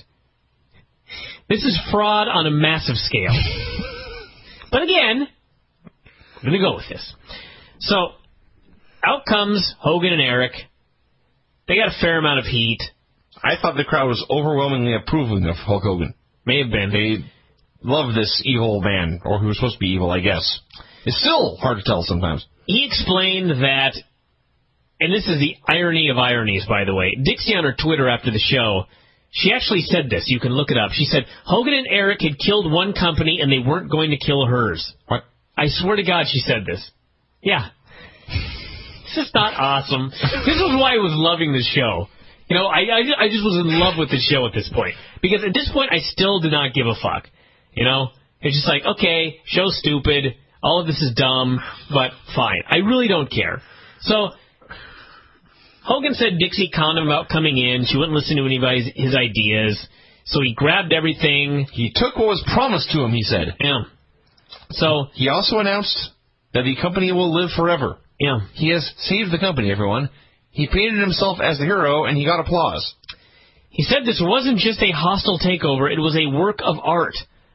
He said Monet would never have come up with something like this. No shit. I always like when Eric said that nobody saw this coming. Yeah. Whereas, in fact, I always love that line. Nobody saw something coming that made absolutely no fucking sense. Well, is this something to cheer? Whereas, in fact, we all predicted it would be Eric and Hogan as heels before they even appeared on Impact. If you... I don't know. He did, in fact, say that when Abyss turned heel, everyone said, this makes no sense. And his excuse was, it made sense to us. Because Abyss was working for Hulk the entire time. I just think, like, if you did King of the Mountain and there's those 4 boxes and 3 boxes are open and the last box has to have the World Championship and someone opens a box and there's, like, a giant dildo in there and they said, ha-ha, we fooled you. This is like a win somehow. Nobody saw that coming. No one saw it coming, so it is a win. So they talked about this and that and the other thing, and Abyss came out, talked about the sheep, how nobody saw this coming. Actually, everyone saw this coming, except for the Jeff Hardy thing. And next they called out Jarrett. He ranted. This was spectacular. Yeah. Ranted about how Dixie took a company he founded right out from underneath his nose using her daddy's money. Never mind the fact that Jarrett used his daddy's money, and they burned through the money so fast that had Dixie not used her daddy's money, there would be no impact right now. Yes, she used her daddy's money to take over the company, and where did that money go? Isn't that into Jeff Jarrett's pockets? Yeah. He's mad at himself for selling to Dixie. Yeah. Or mad at Dixie for buying his stuff. Again, who cares? So, Fortune is out next. Flair cuts a promo, teases turning on Hogan, and then basically says, either you leave TNA Hogan or I do. And then they hug. They just wanted to swerve the fans. Yeah, and somebody was yelling sucker in the background repeatedly, like we'd all been fooled. Because, again, yes, we are suckers for not seeing another stupid swerve. Flair was going, say he was going to wake up every day and love Hulk more than anything he'd ever loved, including his 5 ex-wives, who he said could kiss his ass on national television. Finally out came Jeff Hardy. Fans chanted, you sold out. He said, I didn't sell out, I sold in. He blamed the fans for his anger and his pain. Said he had herniated discs and pinched nerves because of the fans. No, Jeff, if this were real, that's your fault.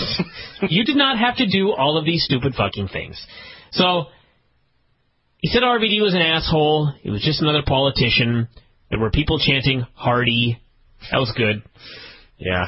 And there was actually a great positive here, where he explained that he sicked Abyss on Rob Van Dam because he had to be eliminated. So this was, he did not use his exact words, but he did say that he could not beat RVD one-on-one. So that's a cowardly heel thing to do. So that's a thumbs up. So then Nash and Sting are watching backstage. Bischoff invites them down. After commercial, out they come. We get Mike Tenay being all exasperated, and he says... You missed something here when they came back for commercial. A frightened Dixie Carter arrived at the building, accompanied with Gunner and Murphy. Don't care. So Tenay said, these guys have been trying to tell the world what was going on for months, but, and this is a direct quote, damn it, nobody would listen. Mm-hmm. Dixie actually had a great line later in the show when she said, you guys were speaking in tongues. Yes. This is, in fact, true. Yes, we were not listening because they never said anything. So Mike Tenay here, who's saying, damn it, no one who would listen. This is the same Mike Tenay who last week admitted he had no idea what they were talking about. Right. So, meanwhile, nobody would listen. They did not say, Hulk Hogan and Eric Bischoff and Jeff Hardy are going to screw Kurt Angle. And not only did they not come out and say it, but they didn't do anything to stop it. No, of course not. They just... I don't know what they did. So then we had Nash cutting a promo, which may be one of his last promos before he leaves TNA after beating Joe at the pay-per-view. Talking about how it used to be all about the money. And by the way, another great irony. It used to be all about the money, he says, but no more. I'm here for the young guys. Now I'm leaving, he says. And he really is. Presumably, he may have re-signed, and this is some goofy work that no one could possibly care about. Then Sting said the same thing. He loved TNA. This was a no-win situation. He wasn't going to repeat history again. The answer was no. They walked away. People clapped. That was segment 1. It went like a half hour. They cut to the back. Pope is back there. He is talking to Kevin Nash and Sting. This was where I started to get pissed off. This was very, very awful. The camera is like 15 feet behind them. The only one facing us is the Pope. Kevin Nash and Sting have their back to us. Of course, it's supposed to be raw, gritty footage, so there are no mics, which means you can hear the Pope, you can barely hear Kevin Nash, you could probably not hear Sting at all if he even spoke. I missed, like, 80% of what they were talking about. The loudest noise here by far was the crowd reaction inside the ringside area. Then the next noticeable noise was just a hum. Mm-hmm. Cannot identify this hum. There was a hum. Then there was a big drop-off, and then the next loudest noise was the Pope, who I could hear what the Pope was saying. Then I could hear that Nash was speaking. I couldn't make out much of what he said. And Sting, I don't think I heard anything he said the entire time. So they left on good terms. Pope said he was staying to fight the fight, but they shook hands and he wished them well. Then Pope left, and then Dixie arrived. And Dixie was much quieter than Pope, and here's where I could barely hear anything at all. They may as well have been speaking French. She went nuts. She ran into Hogan and Eric and slapped them. She demanded Hogan look at her in the eye and tell her he screwed her. Does she really need that? It's obvious. He said if you wanted to have this conversation, they could have it in his office, which, thank God, was mic'd. So after commercial, we got the big meeting. She was screaming at Hogan and Eric. At one point, she said, and I quote, God dang it. Later, she called Eric Bischoff a shit, which was not bleeped off television. Hogan said, yes, I screwed you. She wanted to know why. He said, I don't know what he said. I don't know. All I know is everybody, as usual on Impact, everybody was screaming back and forth, talking over each other, bitching. Long story short, she was mad. Hogan and Eric said it was their company now. She tried to have Gunner and Murphy, the most annoying characters in the history of television. And it's nothing against Gunner and Murphy. It's the fact that Gunner and Murphy exist. And they're mentioned by name to people like we're supposed to care at all who these people are. They are commanded to take Hogan and Bischoff away, but instead they take her away because, you see, they work for Hogan and Eric now. And as they're going away, there's a scuffle, and in the middle of it, Surge went down. I thought it was Sarge. Who is Surge, you ask? I did. In fact, ask, who is that guy? That is Dixie's husband. He's been on one show. It was a show that I missed. I believe he was beaten up on that one, too. Yes, and the point I'm trying to make here is I missed that show, and when I tuned in the next week, there was not a single mention, a single clip, a single recap of what happened to Surge. So I never got to see Surge get beat up, or even clips of it, because they never bothered to show us a replay. Of course not. Surge apparently really got punched in the face, by the way. I'm fine with that. And he went down, and again, this was the last we saw of Surge. Perhaps he was killed. Perhaps he died.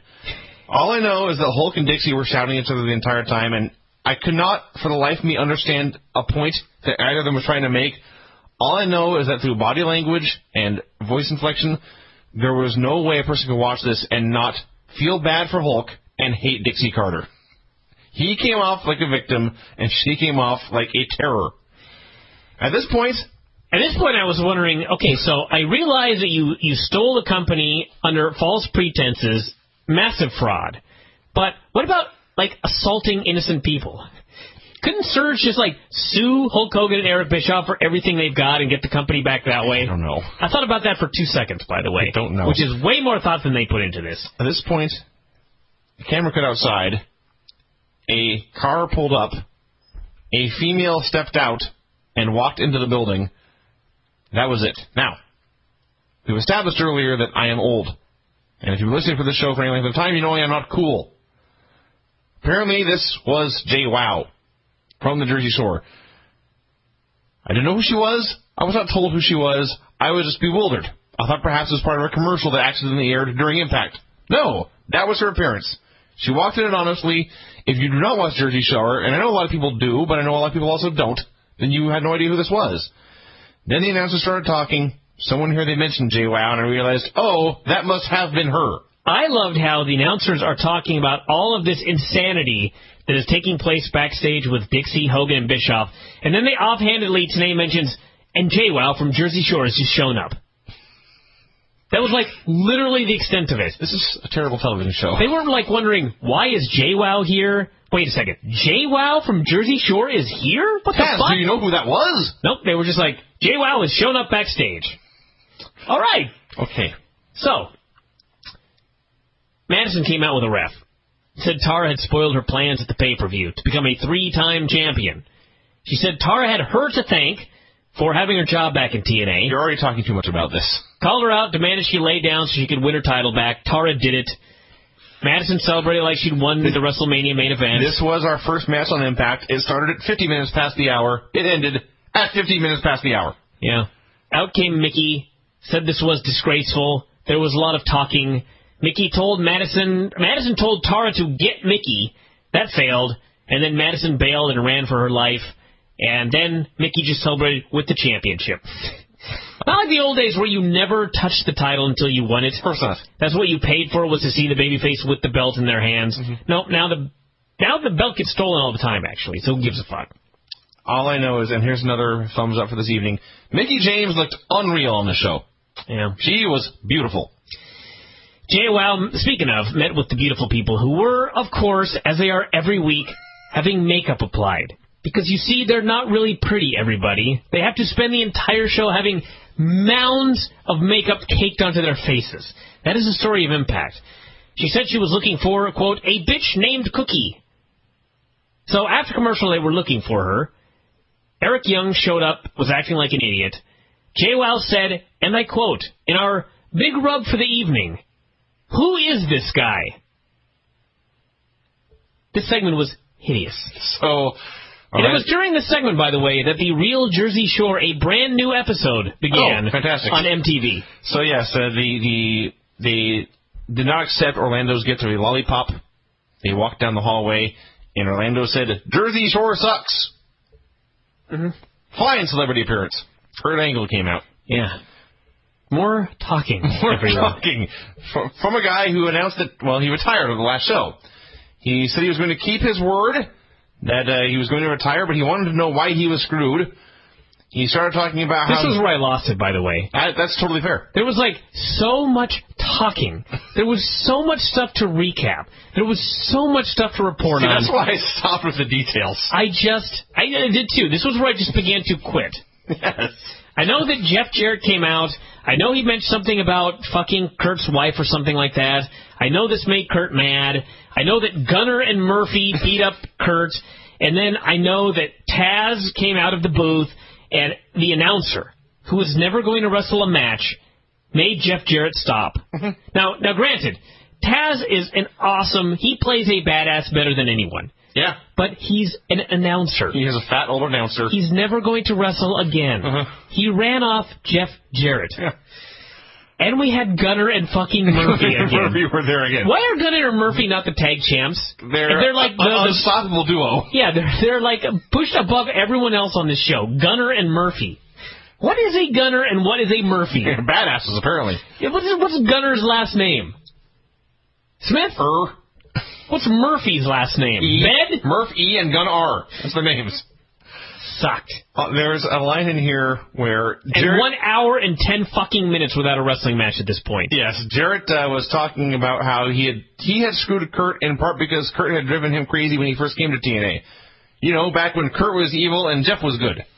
So it's always good when the heel is actually justified in his anger.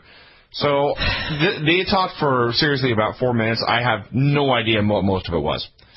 Then they did a commercial. Then they came back in, replayed it. Yeah. So they don't do replays of what happened last week, but they do replays of what happened 2 minutes ago. Speaking of, Samoa Joe was at the beach. And there he was. I just thought he was walking down the street somewhere. Yeah, and I have no idea what he said, so I hope you wrote it down. Of course not.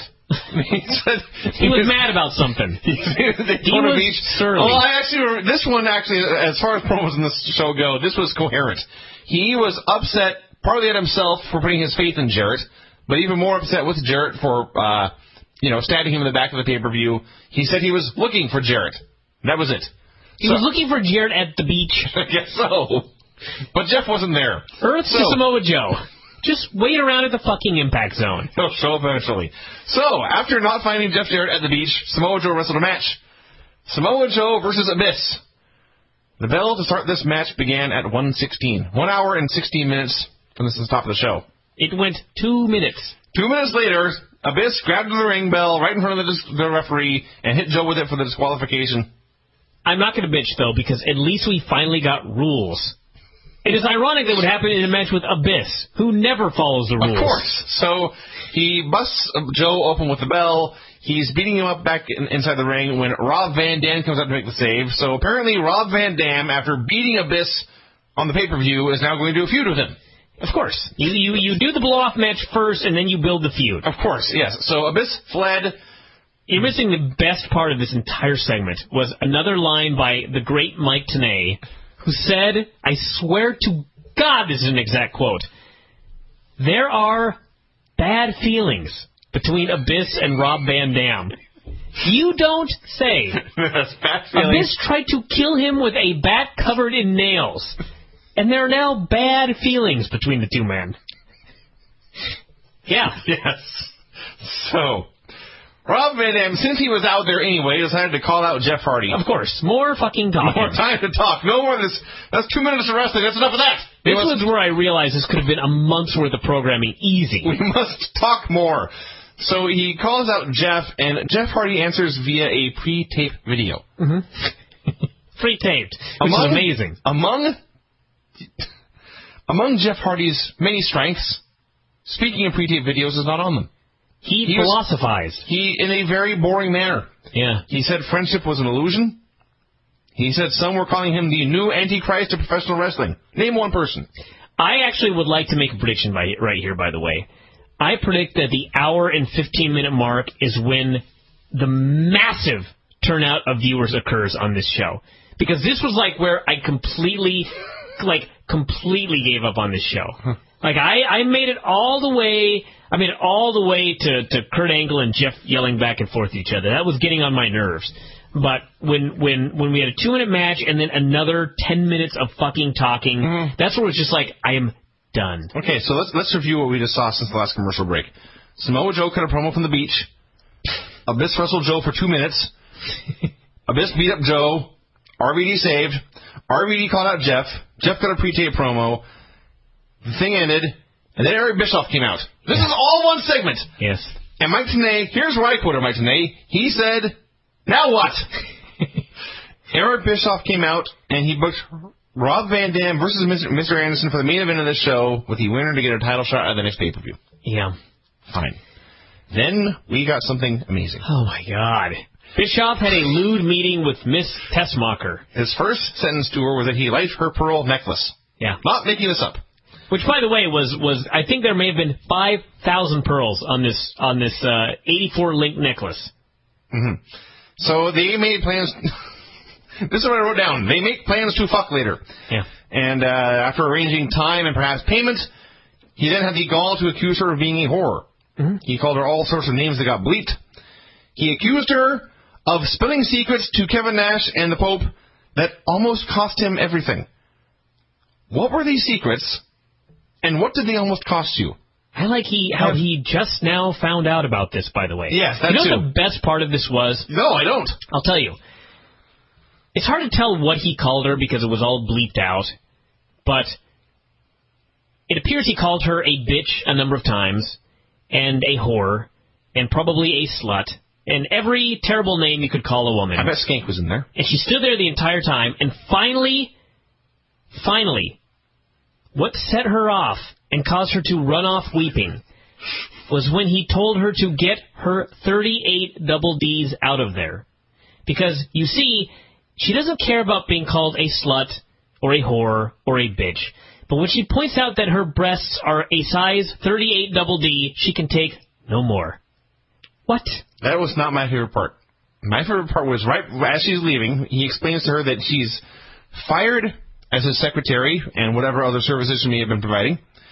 He explains to her that she will have to... You just remembered. She will have to get a pair of boots and a pair of tights, and she will have to go wrestle. Now, I will bet you... I won't say $1 million because someone will cause me to pay up, but I'll bet you $10 that they put her in a pair of baggy pants. I think a long, fluffy dress. Yes.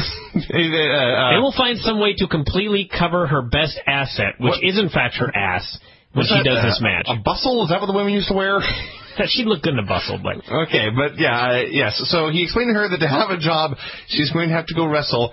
And this is a quote that in a million years I could never make up, but it's what Eric Bischoff said, because that's all you are good for.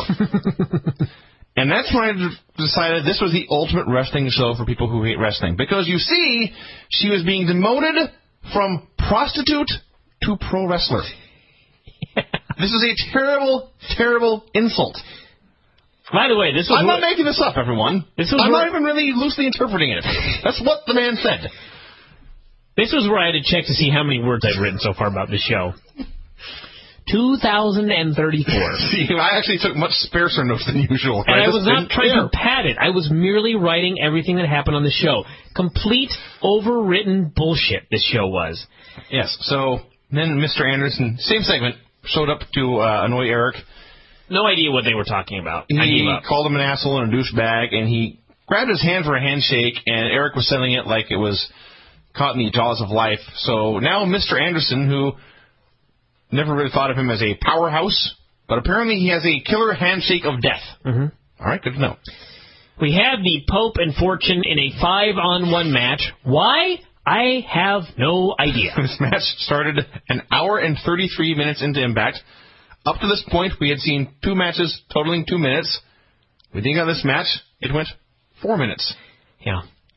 It was actually a pretty good match, especially when Pope made a big comeback at the end and ran wild on everybody. The action was very, very good. Sure. With that said, the idea that Pope was competitive with 5 members of your top heel group and almost won by himself made them look like idiots. Yeah. Oh, well, who cares? Who cares? So, yes, 3 matches. When they combined 6 minutes, we were an hour and 37 minutes in the show, and that was all we saw for a long time. So then, head-to-head with Shore on MTV, a brand new episode of Jersey Shore. I will say, and believe me, there's no way TNA could have planned this. This was a complete coincidence. But the entire segment with JWow actually took place during a commercial break on Jersey Shore. Which, by the way, should also tell you how long this fucking segment was. And how long the commercial, well, also how long the commercial breaks in Jersey Shore are. The $15,000 segment opened up with Shore coming out. And keep in mind, by the way, they debuted on IMPACT last week. Yes, this was their third appearance, and we are already supposed to Only be their second in front of a major crowd. Well, only the second time I've seen them. And, yes, we're already supposed to be so sick of them, we can't wait for the real Jersey Shore people to kick their ass. No. Fail. They come out, serious go-away heat. People are chanting boring. Cookie buries JWow, and what a coincidence, out she came. Cookie told her to take her fake weave, her fake nails, her fake boobs, crawl back into the hole she came out of, called her a bitch, of course, slapped her. JWow tackled her. They had a cat fight. Suddenly, Robbie E is down. We rewound it. There was no explanation for this. The best we can come up with, based on the announcers, is that it appears he probably was kicked in the balls, but we have absolutely no idea. So, the timing was horrible. The camera missed it. JWow then beats up Cookie, tosses her outside. That was the end of the segment. That was the entire thing. Yeah. $15,000 appearance fee for that. I will say this. It was 1,000,000 times better than Jenna versus Charmel. Sure. It was. Great. So, they did a commercial. I'm going to pay $15,000 to have something better than Charmel versus Jenna Maraska. I will accept your money. May as well just go out of business now. All right. They replayed the deal. And then we had the main event of Rob Van Dam versus Mr. Anderson.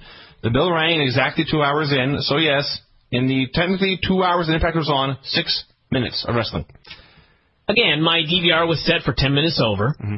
All I know about this match is that RVD made a big comeback and tripped right over Mr. Anderson. You can't even... You're not burying them enough for this. These guys, as far as pro wrestlers go, are both pretty clumsy.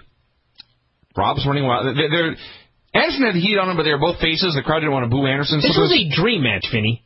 In terms of, putting two guys in the ring to just have a dream match for me. Mm-hmm. Rob Van Dam and Mr. Anderson. If they wrestled 100 times, they would blow something every single time. Yes. In this one, Rob's throwing these clotheslines. He throws a clothesline, and Anderson takes a bump. Throws a clothesline, and Anderson takes a bump. He throws a third. Anderson takes a bump right in front of Rob. And Rob then trips over him and falls into the ropes. I don't want to say I could not believe this. I couldn't believe this, but at the same time, I was like, well, duh.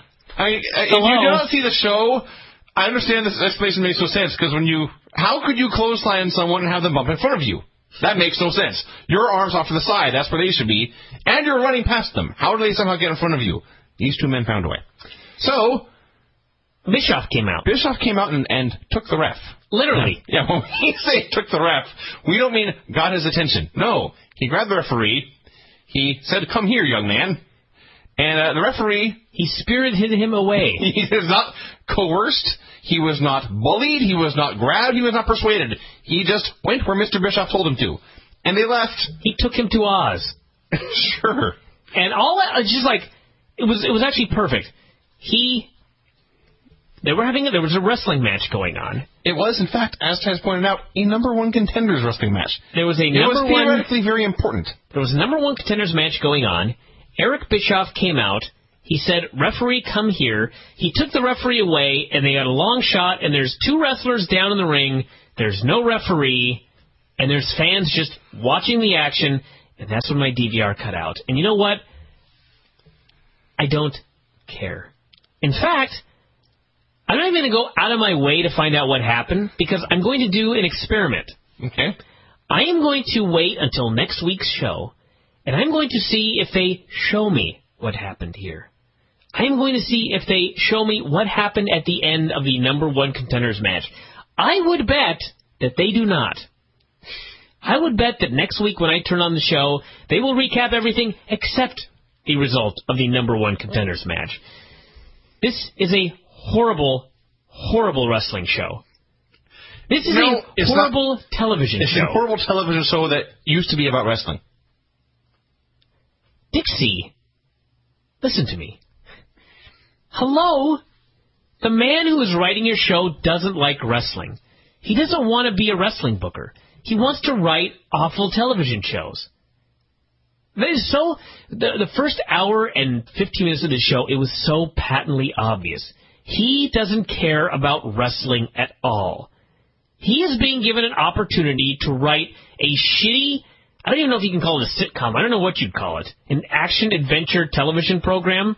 You are paying him, a man who hates this business, to write a god-awful television show every single week. Why are you doing this? I would like an explanation. Actually, I don't really care, to be honest with everybody. To the back! We watched Impact tonight, and as I mentioned at the beginning of the show, I was ready to unleash a tirade and officially boycott this show through Final Resolution, or whatever the next fucking pay-per-view is called. I forget. Long story short, there was a match that involved Mr. Anderson in the end. Ultimate X match with Kazarian. And I'd actually gotten a text from Dave. I, of course, have to watch this on the West Coast feed. And Dave watches the East Coast feed because he can. He can and I can't. The point is, he sent me a text and it just said, wait until you see the chair shot at the end of Impact. And, like, I started to sweat just reading it. I was like, you've got to be kidding me. It's fucking... It's almost 2011. It's October of 2010. And you're telling me that there's a chair shot of doom on this goddamn show? I mean, you seriously, this has to be a joke. Dave doesn't joke around. So, when Mr. Anderson was standing in the ring and Jeff Hardy entered with a chair, I almost just wanted to shut it off right now because I knew trouble was coming. I thought that Jeff was going to rear back and make a Bigfoot plaster cast of Mr. Anderson's head in this steel chair. What actually happened was Jeff swung the chair, it hit Anderson in the back of the head. Anderson went down and said, and I quote, "Fuck!" and covered the back of his head, and moments later, covered in blood. Just covered in blood. Deep gash, bleeding all over the place. And I went back and rewound it a couple of times, and Jeff Hardy screwed up. This was not an intentional chair shot to the back of the head. He tried to hit him in the back, and I don't know what happened, but the very edge of the chair was a little high, and it clipped Mr. Anderson in the back of the head. I know that people like to think that there's some sort of gimmick, that I'm biased against TNA, and that I always look for the worst and that sort of thing, but let's be fair, this was not done on purpose. It was a different kind of stupidity. This was careless stupidity as opposed to indifferent stupidity. Yes. Jeff Hardy messed up. I just realized this. It was exactly what a young man named Matt Hardy once did to a fellow named Brock Lesnar. Yeah? It was supposed to be a chair to the back. He lost control of the chair and swung it like an axe into the back of Brock's head. And then moments later, he had to wrestle Brock. And what is still one of the best moments of SmackDown history. As Brock paced back and forth, he was bleeding profusely, but seemed otherwise unhurt, and he was calmly... calmly is the wrong word. He was intensely pacing in the ring, waiting for Matt to come to his doom. But he was not growling or snarling. He seemed like a very reasonable human being who was about to perform an execution. And then Matt Hardy had to make his entrance, and you've never seen a wrestler piss himself down the aisle before. Yeah. It was great. Now, I will say, too, that I was once wrestling a tag match with Buddy Wayne and Richie Magnet, and the finish involved me drop-kicking a chair into Richie Magnet's head. Now, all I had to do was drop-kick the chair, and then I wasn't really kicking it into his head, because you see it's fake. And I would drop-kick the chair, he would bonk himself in the head with it from 4 inches away. It's very safe, actually.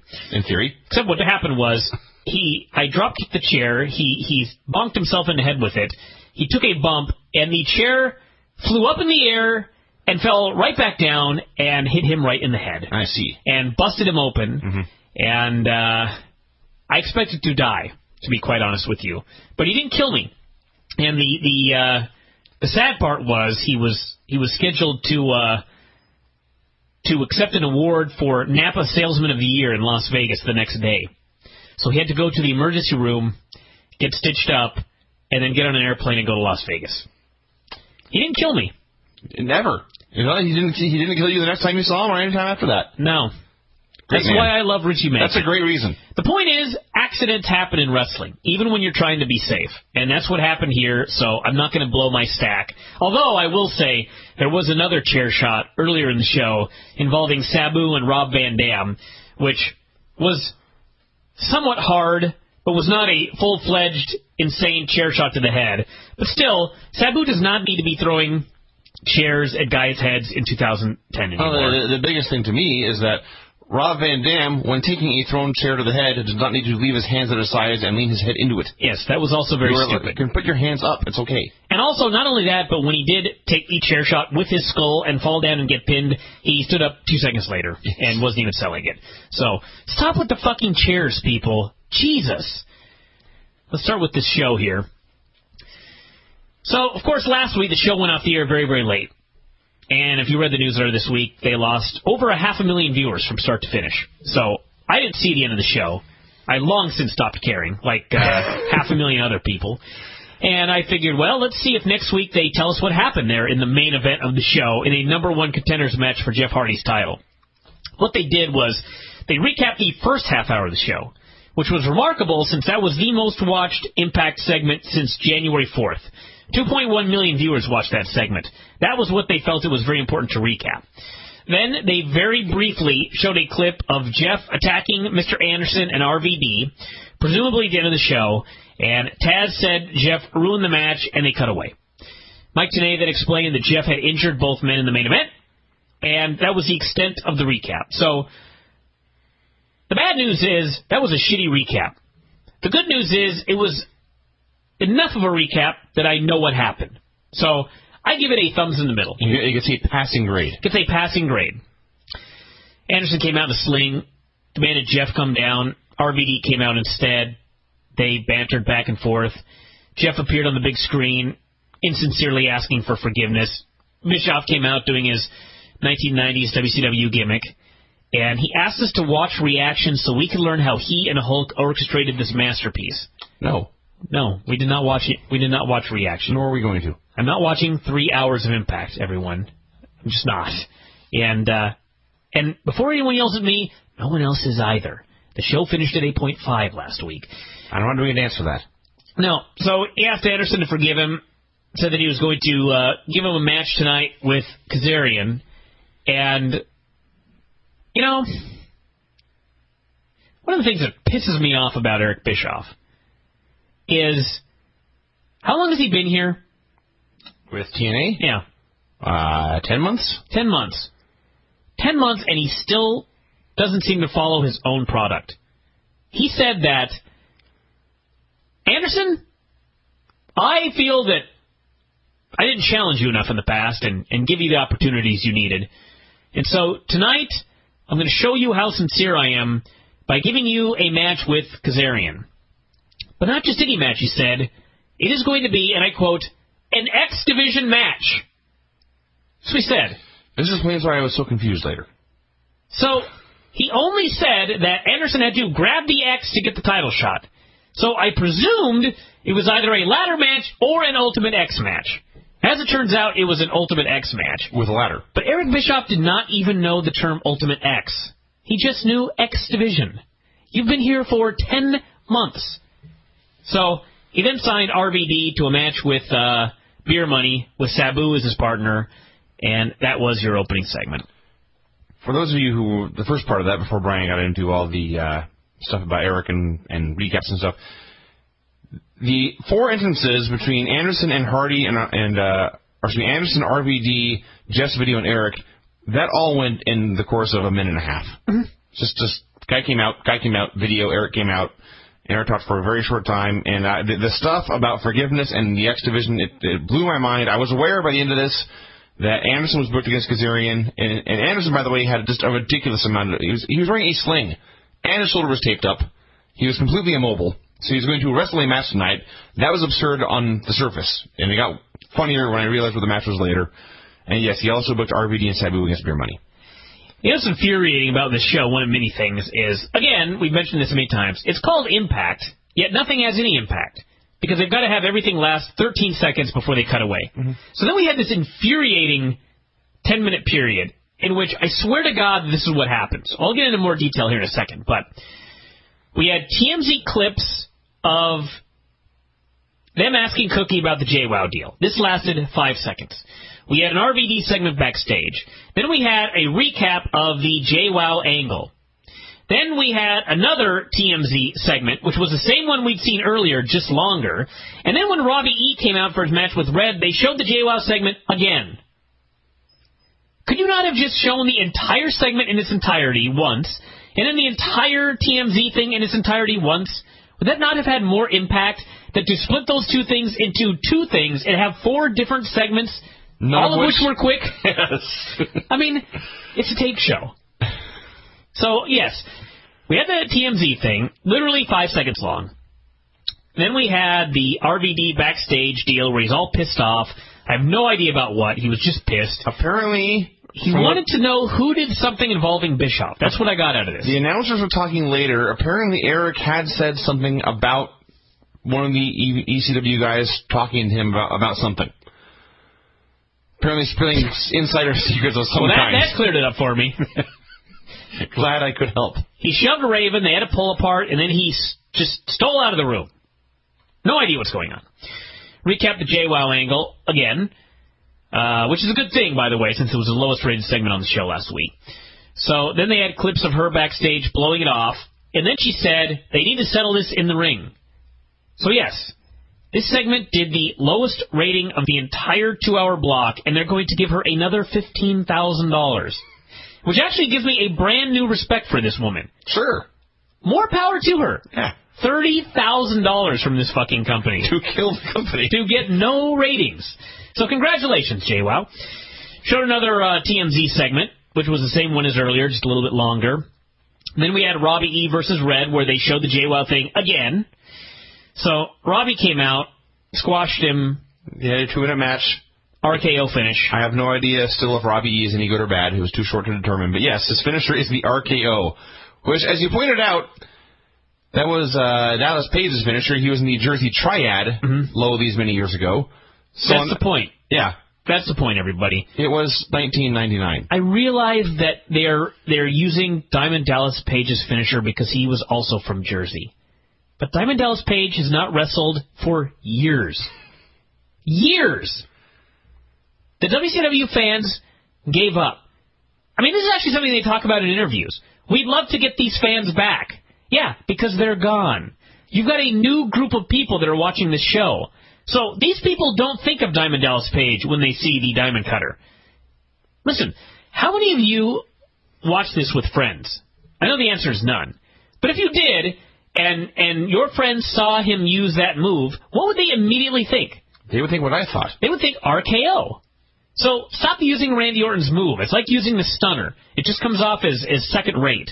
And I'm not saying this because there are a lot of moves that you can use in other companies, like the choke slam, for example, or the downward spiral, or even the super kick, moves like that. But the RKO is so Randy Orton.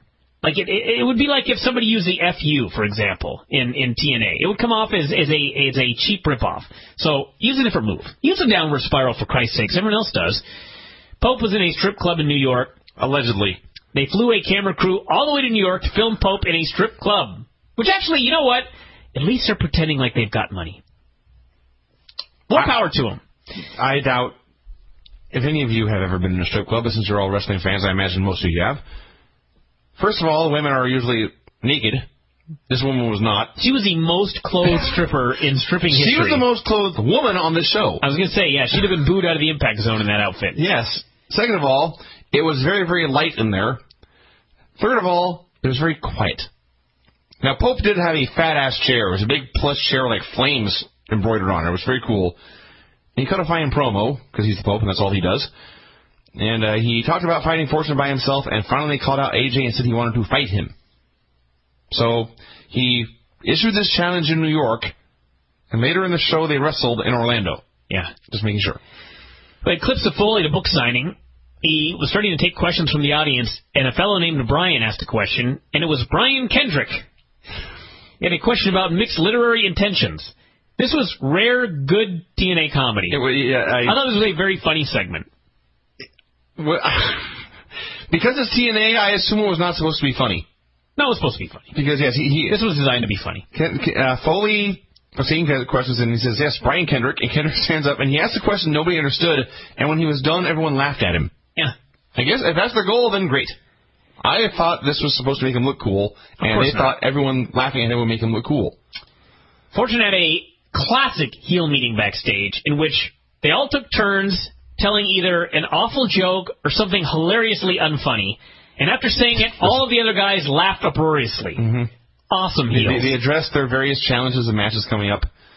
And then, I think it was AJ said, "Where's my belt?" And Rick goes, "Oh, here it is."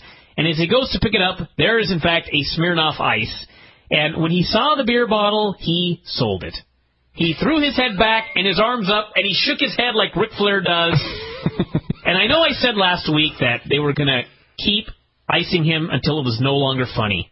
And I expected it to be no longer funny by this week because the last time they did it, it was not as funny. I'm afraid this one was great. Ric Flair can save anything. He managed to make this funny again. He chugged it, of course. And the only problem with this, and this is actually a major problem, is Flair gets cooler by the week. They're supposed to be the top heel group next to whatever the other group is called. These are supposed to be your baddest, meanest men, and instead they're out there every single week doing funny, popular-looking things. So, I don't know. It's probably one of the reasons there was absolutely no heat when they ran it at the end of the show, and we're trying to beat up the baby faces, because no one knows how to react. No one knows who the baby faces are anymore. Yes. So, the other problem with this, and this is actually most impact backstage segments anymore. It used to be when you had something going on backstage, there would be an interviewer there. He would be talking to the wrestlers, and the wrestlers would look into the camera. And then, and this started in Raw probably almost a decade ago, they began doing backstage segments, slice of life little bits, where guys would be acting in front of the camera and somehow not notice there's a camera in front of them. TNA wants to do those to solve that problem, so what they do is they do these voyeuristic segments, where the heels are backstage, talking amongst themselves, hanging out, and there's a camera spying on them. Mm-hmm. Why can't they just do this, especially this one, where it's not like they were telling secrets, they were just telling jokes and laughing at each other. Why couldn't this just have been a promo? Well, I don't know. Okay. There will be a much worse one, in fact, in the next segment. Bischoff showed up and said in the AJ versus Pope match, if Fortune interfered, Pope would get the title. We'll talk about that in a second. We had a segment here that 2 hours ago, I literally screamed at the top of my lungs. I've since calmed down a lot. Because, quite frankly, I don't give a fuck. Who cares? I really don't care right now. What happened was... I'm no longer outraged. I am still boggled. I'm not even boggled. I'm just like... I'm a little bit boggled. Because, we always talk about TNA repeating stuff from the 90s. And it's one thing if you repeat something successful, but they have a track record. Copy the NWO. We understand why you might do that. They copy everything that was a failure, you see. Yes. And so, I got to be honest with you.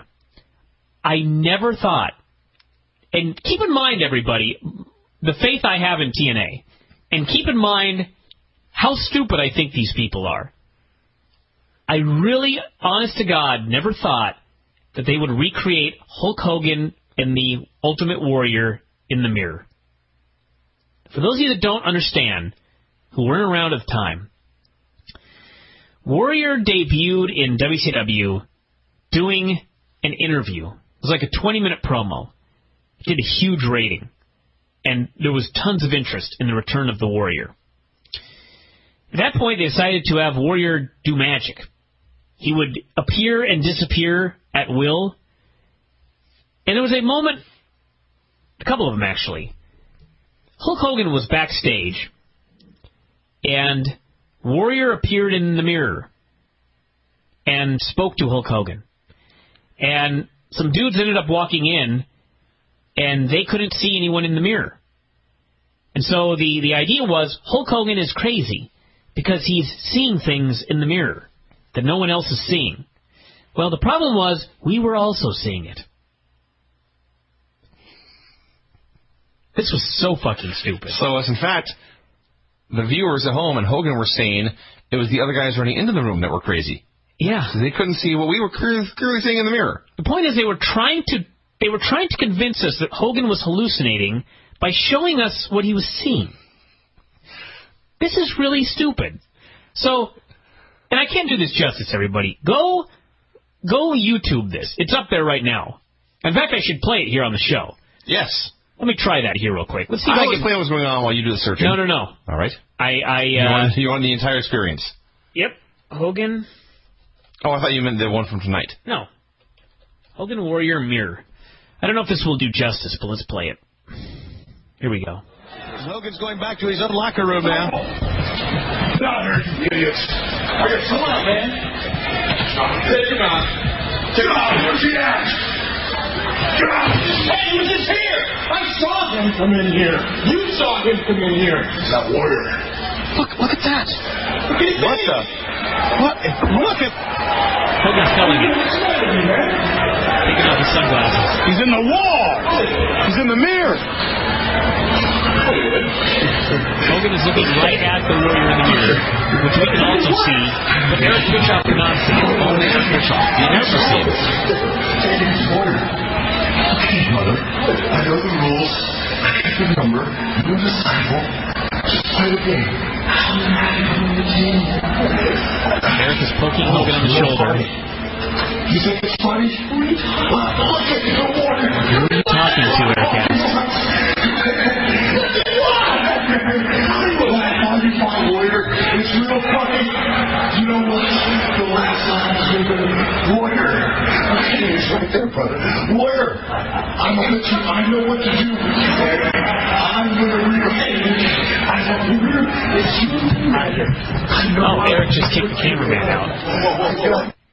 I believe the announcers afterwards might have also tried to pretend like they didn't see the Warrior in the mirror, even though they just said that they did. So anyway, one of the all-time stupid segments in wrestling history, the magic warrior in the mirror who then disappears. Well, on Impact, everyone. First off, even more ridiculous than that is Brooke's ass shows up, and of course she'd been all bitchy to the other girls until Eric fired her for being a whore. Now, I'm not making any of this up, everybody.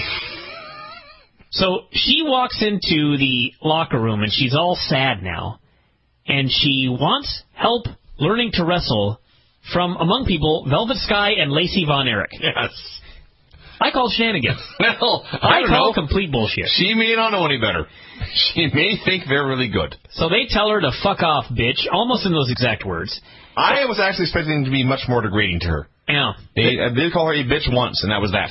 So Velvet and Lacey leave, and Angelina is there alone. And suddenly a figure appears behind her. It's Katie Lee Burchill, who claims her name is Winter. Ah, is that what she said? And she... I thought she said Quinta. Winter. She acts all creepy, and she Angelina... speaks in a weird, robotic, monotone voice. Yeah. And, she was acting very creepy. She was basically... The gimmick seemed like she was stalking. Or something, I don't know. Angelina. Haunting, perhaps. That's a better word. Because you see, Angelina turns to shake her hand, and as she does so, in walk Velvet and Lacey, and Winter is not there. Mm-hmm. She's disappeared. No one can see her except Angelina. And, of course, us! Yes, we, the viewers, can see what's going on inside Angelina's head. I could not even believe this. It was pretty amazing. I could not even believe this. What other stupid stuff can they do? Can they bring back the Yeti? I now am expecting them to have a Triple Tower of Doom match. A hardcore junkyard invitational? A hardcore junkyard invitational. Now put someone into a box? Literally, now that they've recreated Hogan and the Warrior in the Mirror, I put abso-fucking-lutely nothing past them. Like, I can't think of a single thing that I do not expect them to do at this point. I just couldn't even believe that I saw this. So yeah, there you go, everybody.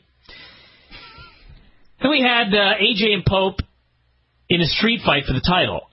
And yes... And the first singles match in their feud. Not only that, the rules were that if Fortune interfered, it was a DQ. Here in this no DQ match. And... Because you see, it's Impact, everybody. It's Impact. And if there's a DQ in this no DQ match, the title can change hands on this DQ. In the no DQ match. Right. So they had a street fight. They wore jeans. They punched each other a lot. They did some stuff. And then, right at the very end, when it appeared Pope was going to win, Abyss came in. Oh, and by the way, for those of you confused like I was, AJ is the television champion. And yeah, it's easy to forget. Is the TV belt that was the global belt that was the Legends belt. When he was looking for the belt with Ric Flair, I just thought it was a world title. Oh, right. That is how little this championship belt means to me. Maybe it was just his belt. Told it was Levi's. I completely had blocked out of my mind that Jeff Hardy was a champion. Who cares? That is how important this title change was at their biggest show of the year. I don't even know who he won the title from. Who was the champion before Jeff Hardy? It was a tournament final. Oh, that's right. There wasn't one. Jesus. Because they stripped RVD, and then he was back before the tournament was over. Before the tournament was over. You did not even get to be in the final match. Because it was so important they got the title on somebody that they stripped RVD of it. Even though he was back before they crowned a new champion. Yes. This company's stupid. Stupid. Anyway, they had the match, and the finish was Abyss came out and interfered and beat up Pope, and so AJ won. And what's funny to me was, even though this was totally within the rules of this no DQ street fight, AJ makes the cover, and suddenly Earl Hebner is disgusted, and he counts a slow, reluctant 3. Why? Who cares? I don't care. You know, I just am. I really, the more I think about it, there are like a lot of fans now that this is what they're growing up on. That's really sad. Yeah, no, you're right. Like it's just. You know, I know there are going to be people on the board that are very upset about this review, and they're going to talk about what a great show they thought it was. And really, all I feel is like a great deal of sadness that standards for professional wrestling TV have fallen to these depths. That, like, Impact is now considered by many people to be a good show. It just saddens me that these people have never actually seen a good wrestling show, apparently. You know, this is the standard for good shows nowadays. I take my girlfriend's nephews to the Tallulah shows. They love them. They have a great time. Last time I was driving up there, I knew they play the video games and they have all the WWE toys and they're into that. And the last time I was driving up there, they mentioned that they watch Impact. And I was saddened and disgusted. I need to take these things that I'm reviewing for the newsletter and give them over to them. Say, listen, young ones. These are memories of a bygone time when things were good. It really is. It's like it's a lost era when wrestling shows had to make sense and be good to get people to watch them. Now you just do a whole bunch of bullshit and you do a whole bunch of angles and you do a bunch of shit that makes no sense, and this is now like considered good. That pains me a little bit. I feel like one of those old people that talks about back in the day, but this is like undoubtedly true. Well, okay, the only thing is, I think this is even worse. Most of the stuff that's really good is actually like even before we started watching. That's true, actually. So maybe we are not old enough to really appreciate it. Sarita was doing yoga somewhere. Okay, yeah. Speaking of things that make no sense, suddenly a woman appeared on screen. She was speaking English. She was cutting a promo on Mickie James. She was speaking Canadian, to be honest with you. She was speaking Canadian. And it took me several minutes to realize this was Sarita. Yeah, she for one segment here, she was a Canadian. Mm-hmm. After being a Mexican the entire time she's been a Mexican who only speaks Spanish the entire time. Now she's a Canadian who speaks Canadian for no reason, who speaks English for no reason, and was doing yoga for no reason, although I am not complaining about that last part. Pope bitched at Joe backstage for not helping him. Joe's a man on his own. Pope said, this is bigger than the two of us. We should work together. And I was just wondering, for what purpose? I don't know. Team 3D talked about their retirement stip. Said they'd been thinking about this for a long time. Figured Bound for Glory was the place to do it. There was nothing left for them to do. They were hanging it up. Bubba said, there are a lot of things we want to do. Devon's got a real big family. I've got some music projects lined up. What? Yeah. What? Bubba Ray is going to start a music career, you see. Fascinating. I did not know that. He's going to do more raps about New Jack. And then we had the segment of the night. Actually, wait, no, I must cut you off here. One more thing about the 3D promo. Bubba mentioned that either they would defeat the Machine Guns and win the titles and go out on top, or the Machine Guns would beat them and they would get to brag about being the team that retired 3D. So it's a win-win, he says. This is why it's important every once in a while to watch a show with non-fans. Because there's a person in the room who is not a fan, and they watched this segment and asked, if it's a win-win, why should I care who wins enough to buy it? I had no answer. I didn't have an answer either. So, yes.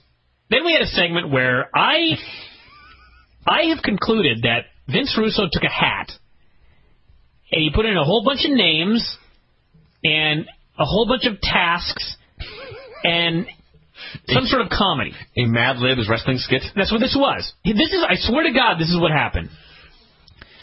The machine guns are outside the building somewhere, and they're playing catch with a football, and they're about 6-7 feet from each other. Yes. And they're throwing the ball back and forth, and Velvet Sky is there. As I recap this, it's like, I had a dream last night. I had a dream that the machine guns are playing catch from about 7 feet away with a football backstage, and Velvet Sky is there. She is trying to talk to Sabin about something, and he's ignoring her. And I guess they're gay, here in this dream that I had. And the cameraman is yelling something. And finally Chris Sabin turns around and says, "What?" And as he's saying this, up walk the Young Bucks. One of them intercepts the football. He throws it and hits Chris Sabin in the back.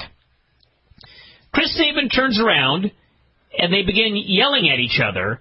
And Velvet Sky walks over and stands in front of the guns. In my dream.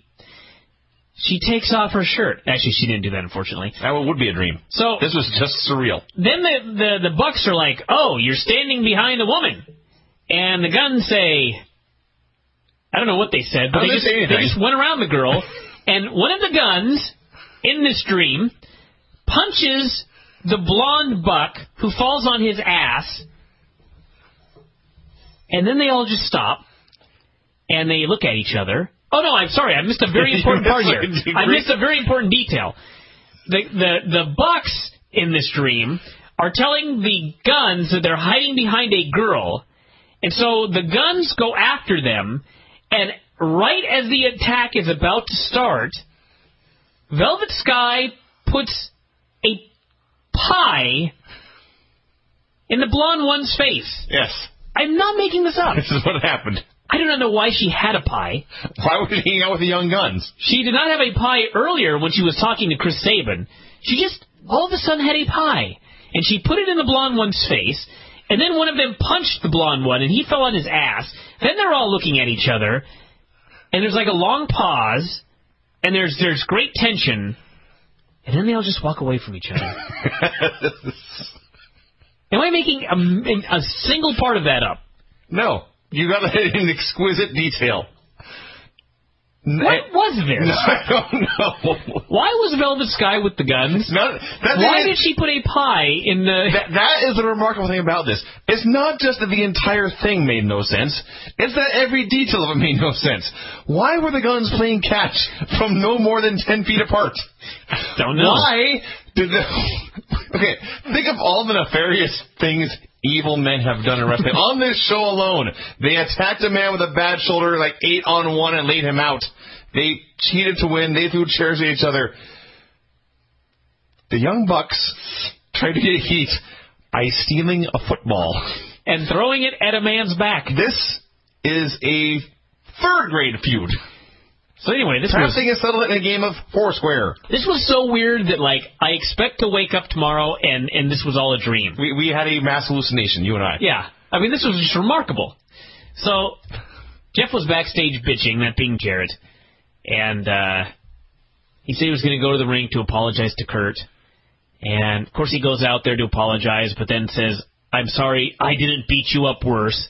Every heel promo we ever heard.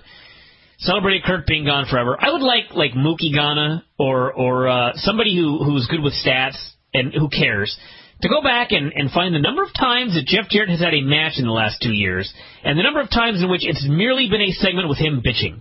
I would bet you anything it's like 2 matches per 100 bitching segments. All this guy ever does is bitch. I can't even remember the last match Jeff Jarrett had.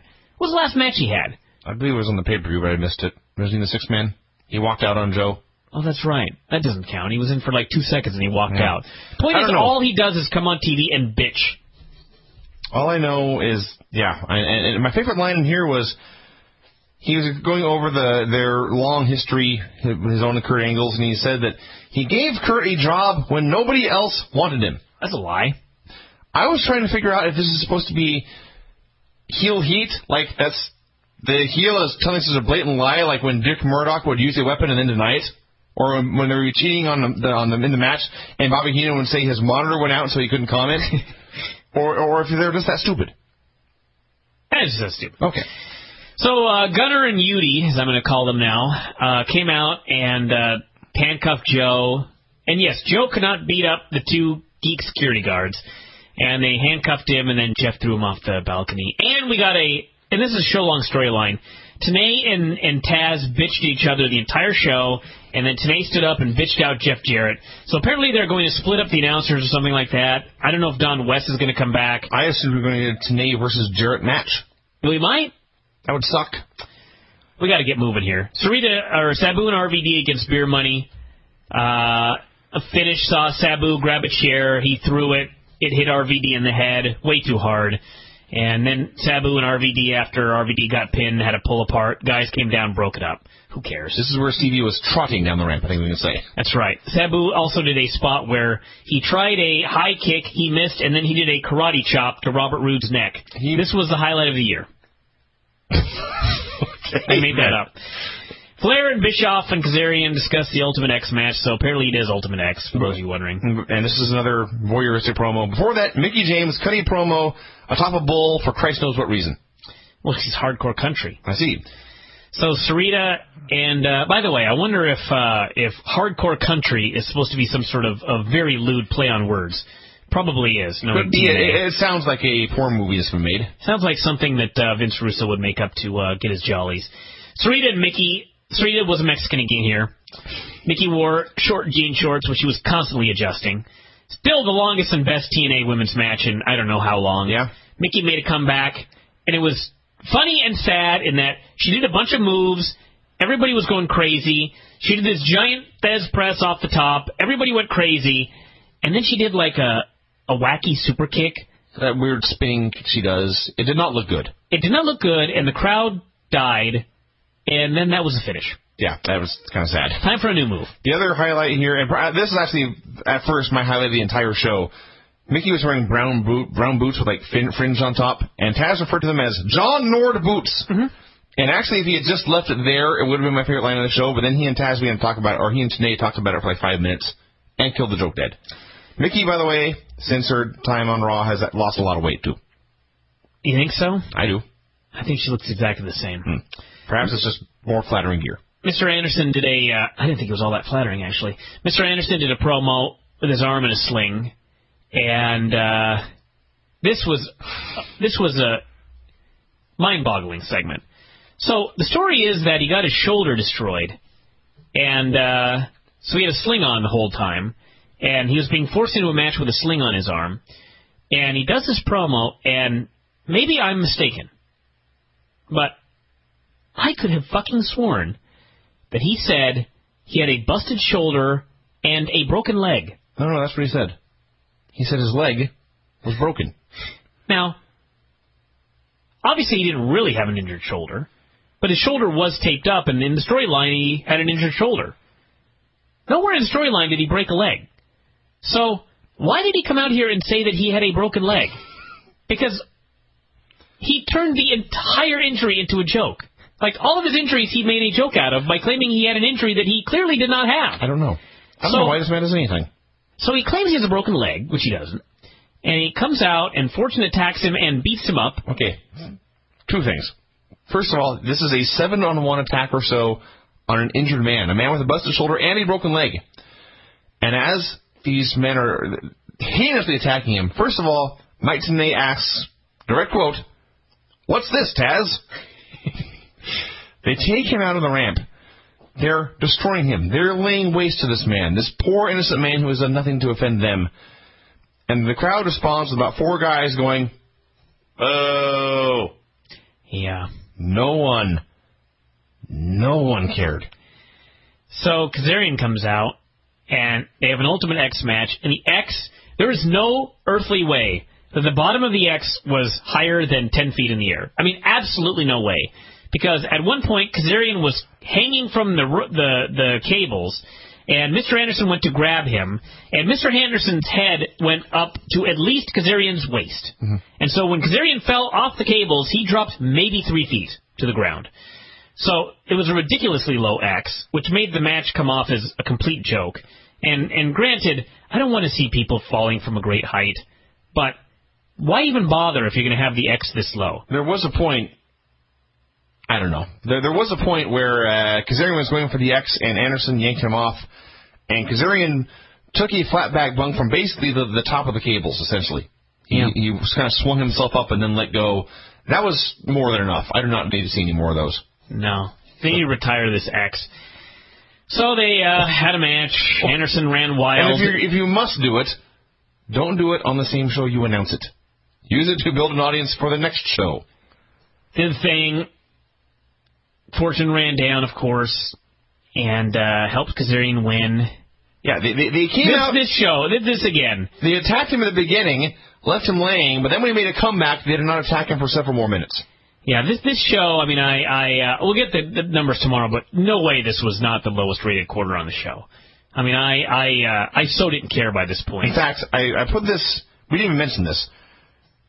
After Mickie's match, she won, which is a minor miracle, and within 3 seconds, Tara had hit the ring and was beating her up. Who cares? I'm moving on now. I'm done with this show. This is my question from Mookie Gannon. When was the last time there was a match on Impact where someone won, they hit a move, and they won, and there was no angle or promo or sneak attack on Impact? Never. Has it ever happened? Never. Okay. I'm ending the show. I'm tired. They attacked him. They helped Kazarian win. There was blood. We talked about the finish, yes. Anderson grabbed a pipe to make his own comeback. Jeff Hardy made him bleed with a chair. It was very gross. Then as he's laying there, concussed and bleeding, Jeff still has to do the angle. So he puts the arm in a ladder and whacks the ladder with a chair. So then the show is not over. I'll summarize this. Summarize this quickly. Bischoff and Flair got into a car. They tried to drive away. Kurt Angle got in the way with a pipe. He broke the pipe with a window. Gunner and Murphy chased him away, and then the show ended. Why do Gunner and Murphy run off all of the wrestlers? Why does anything happen on the show? Let's leave. Gunner and Murphy. I'm like mind-boggled here. It's not like it's like, you know, Scott Norton and the Warlord. It's Gunner and Murphy. I could beat up Gunner and Murphy. Kurt Angle with a pipe got ran off by Gunner and Murphy, empty-handed. I'm done with this show. To the back! Let's get going here with this program, Impact. You'll never guess, everyone. This was a bad television show. I know that there are going to be Impact fans that say, no, it was great! More power to you. I'm happy you liked it. I'm happy. I've said it before. Thank God for fans like you. Thank God for fans like you that, I mean, you ensure I'll always be able to do this for a living. Because your standards are so goddamn low that this is considered a good television program. This may not necessarily be the same people that buy your newsletter. In fact, if I were in your place, I would hope they were not. You know, I got to say something about this show. This is just. I mean, again, I've said this a million times. They always still manage to surprise me with their stupidity. So the story of this show was that Mr. Anderson got hit with a chair in the back of the head last week by Jeff Hardy, and he suffered a concussion. Now, the storyline was that the heels that run the ship were going to force a concussed Mr. Anderson back into the ring. Matt Morgan and one of the head trainers and various people on the show were looking out for the best interests of Mr. Anderson. Matt Morgan in particular was on a crusade. He's a card-carrying member of the Sports Legacy Institute, he said. Everybody knows about concussions now. This ain't the old days. Everyone knows about head injuries and how dangerous they are. Therefore, Mr. Anderson should not be wrestling tonight. So, of course, Eric and Flair and Jarrett and all these old fuckers, they all worked through their injuries. Concussions never stopped them. So, therefore, they were commanding Mr. Anderson to get into the ring for the match tonight. So, at the end of the show, Matt Morgan comes out. It's supposed to be Jeff Jarrett and Mr. Anderson in a chain match. And for those of you wondering why Jeff Jarrett and Mr. Anderson are having a chain match, the answer is, as always, why not? Why not? Why not have a chain match for no reason? So they're about to have the chain match, and Matt Morgan comes out instead of Mr. Anderson, and Matt pleads his case to Jeff Jarrett, saying this should be about safety. We need to look out for each other. We need to take care of each other.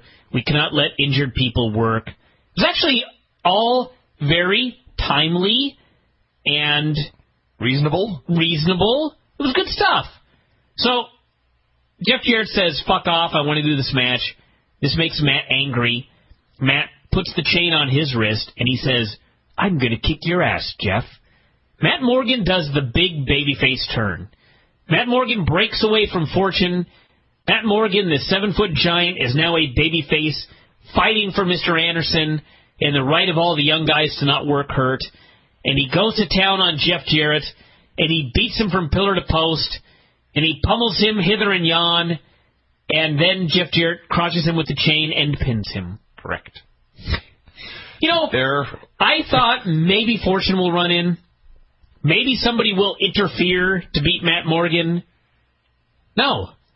Jeff Jarrett, immediately after Matt Morgan's big babyface turn, Jeff Jarrett, in a fair fight, beat Matt Morgan clean. Like, I cannot even conceive of this.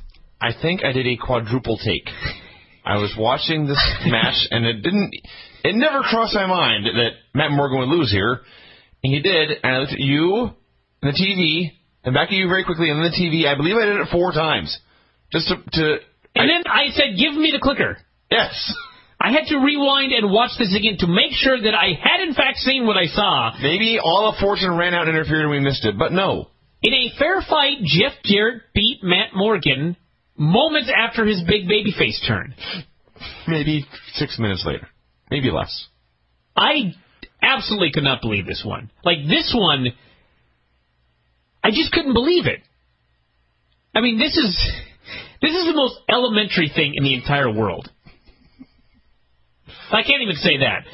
Sting beating Hulk Hogan clean at Starrcade 97 was the most elementary thing in the world. They still had to fuck it up.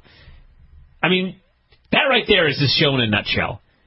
And then he's going to be headlining the pay-per-view. So no one's buying Turning Point, everybody. No. I'm spoiling that show right now. It's Matt Morgan at Turning Point against Jeff Hardy for the title. So now you know what's going to happen. Don't watch Impact next week, and you don't need to buy the pay-per-view. I bet Morgan loses again. Of course he does. Kidding me? And if he doesn't, it's even dumber because a guy in a losing streak wins the title from Jeff Hardy a month after Jeff Hardy wins the belt. Either way, they're just moronic. It opened up with a brawl. God damn, I hate these. This segment sucked. Tara and Mickie were fighting like in the catering area. They were having, as wrestling fights go, a pretty intense fight, I guess. They were hitting each other hard, walloping each other, throwing each other in the chairs. Meanwhile, they were surrounded by like a dozen grown men who did nothing to intervene. There was no security. Hold on a second. This is how we have to explain this. This brawl went 7 minutes. I'm not exaggerating even 1 minute. This went 7 minutes. For those of you that have ever watched Impact, do you know how long 7 minutes is on this show? 4 segments. An eternity. Yes. These girls fought forever. There were people everywhere. As you noted, no one made a move. No. No one tried to break them up. And it wasn't just... It started out as Mickie James and Tara. But then Sarita and the Beautiful People and Madison Rayne. There were like 6 girls all brawling for 7 minutes. And every time another girl ran on camera, the announcers were sure to point out, we don't know who this is. Yeah. Just a girl. They brawled in the back. They brawled through the curtain. They brawled out before the crowd. Nobody cared. I mean, dead silence. They brawled into the ring. After 7 minutes, who should come out? Who should finally come out to bring peace to these women but Ric Flair and a random man? It may have been Gunner or Yudi. I'm not sure. But Flair comes out. He got slapped. He grabbed the mic. He signed a 6-person for later. Sarita, Tara, and Madison against the Beautiful People and Mickie James, who he called a nut job. Now, for those of you that, I don't know if I should say haven't been paying attention, but are unaware, there were a lot of people in WWE that thought Mickie James was a nut job. Did you know that, Vinny? No. I'd actually guess most people don't. There were a lot of people in WWE that thought Mickie James was a nut job. I presume that's why Ric Flair called her a nut job on national television. Which, of course, is funny because in her entire time in TNA, she's never shown any signs whatsoever of being a nut job. Of course not. So apparently this was just a way to try to humiliate her in some way on national television. But he signed them to the 6-person match for later, and that was a segment. This was excruciating television. Today, as Tara and Mickie were brawling, pointed out, this all started in WWE. Yeah, that's what he said. He couldn't even say before they came to TNA. No, he had to mention the opposition by name. Yeah. There was a point where Madison Rayne and Velvet Sky were brawling near the announce desk. They were fighting on stairs, metal stairs, and they hit each other for a suplex, and I was terrified, and then the director cut away. Of course. I'm assuming they did not do a suplex off the stairs. I don't know. We don't know. So, yes, and then it went forever. It did lead, by the end of this, I will admit, and this is a victory for TNA. It left me wanting to see a match. Unfortunately, that match is Ric Flair versus Mickie James. I don't think that's coming. Showed Mr. Anderson being stitched up after last week. Pope showed up with a casket, and Tenay wanted to know what was in it. And Taz said, and I quote, "Hopefully not some badass looking to take out an MMA guy." You know, a reference to The Undertaker and Brock Lesnar. I guess so. Yeah, that's what he said, everyone. Hopefully not. Should have hoped it was. Imagine the press they would have got. Should pray that Undertaker was in there with Brock Lesnar. The two of them together in that casket. Eric? We then got the segment of the year. Of the year, you say? The Bischoff and Flair with the trainer. Huh? Basically, Bischoff was laughing at Flair for what had just gone on with the girls. Flair called one of the security guys a dumbass. Then the trainer walked in. Eric didn't know who he was. No one else knew who he was either. He identified himself as the trainer. He explained... Hi, I'm the trainer. Yes. He explained that... It would be like if Tony walked in here tonight and said, "Hi, I'm the administrator." I'm the admin guy. He was concerned about the concussed Mr. Anderson going into this chain match. And what followed was just the biggest pile of shit ever. They made fun of the NFL for worrying about concussions. They said concussions were, quote, a boo-boo. Then Ric Flair, who has many positive traits, honesty is not high on the list. He said the NFL ratings are sinking and TNAs are going up. That's what he said. Never mind, like, the highest rated games in the history of cable television this season. A number of them, in fact. Of the highest rated television programs ever in the history of cable. And TNA's ratings are, in fact, not going up. No. They had one good show that they screwed up, and they've gone down since then. Yes. So, between... See, I didn't mind them. I don't know what to say about this. I didn't mind all of the stuff where they were making fun of the NFL and people wanting to take time off for concussions, because that's the point. They are out of touch assholes. They were heels. You're supposed to be pissed off about it. Yes. And in the end, the concussed guy did not wrestle. I didn't have a problem with the concussion thing on this show. I mean, they did portray their own heels as like woefully out of touch, and I don't see that turning around anytime soon. But still, it could have been much, much worse. They could have said, it could have been Mr. Anderson saying this and then wrestling with a concussion. That would have been shit. That would have Yeah. been worse. I'd also like to know, how can they force someone to wrestle? Kennedy couldn't take himself out of the match? No, they didn't fire him. I see. They're in charge, you see. Hmm. So, we did have actually the reasons was the line of the century, or the segment of the century, was when the trainer asked, and I fucking quote right here, "What happened to Dixie's policy about protecting our athletes from head trauma?" That right there. That line right there should be the Wrestling Observer Newsletter 2010 Most Disgusting Promotional Tactic Award winner right there. That they actually had the fucking balls to say that. Rob Terry chair shot anybody? I could go on and on. What happened to Dixie's policy about protecting our athletes from head trauma? Eric should have said, it never existed. You should have said we're taking it easy on this man. Flair should have said, that's a lie. There is no such policy. Anyway, Pope said he wanted a casket match with Abyss. A casket match. Why? They needed a box. Why not? Why not? So, Abyss appeared in the crowd. He'd been instructed to take out the Pope. And then he said Bischoff and Hogan had ordered him to take out the Pope. Yeah. If Bischoff and Hogan don't like the Pope, why don't they just fire him? Because they want Abyss to hurt him. And then they'll fire him, I guess. You should never say you want to take out the Pope. It does sound tasteless. Yeah. Pope should get a... Got Sinead O'Connor in a lot of trouble.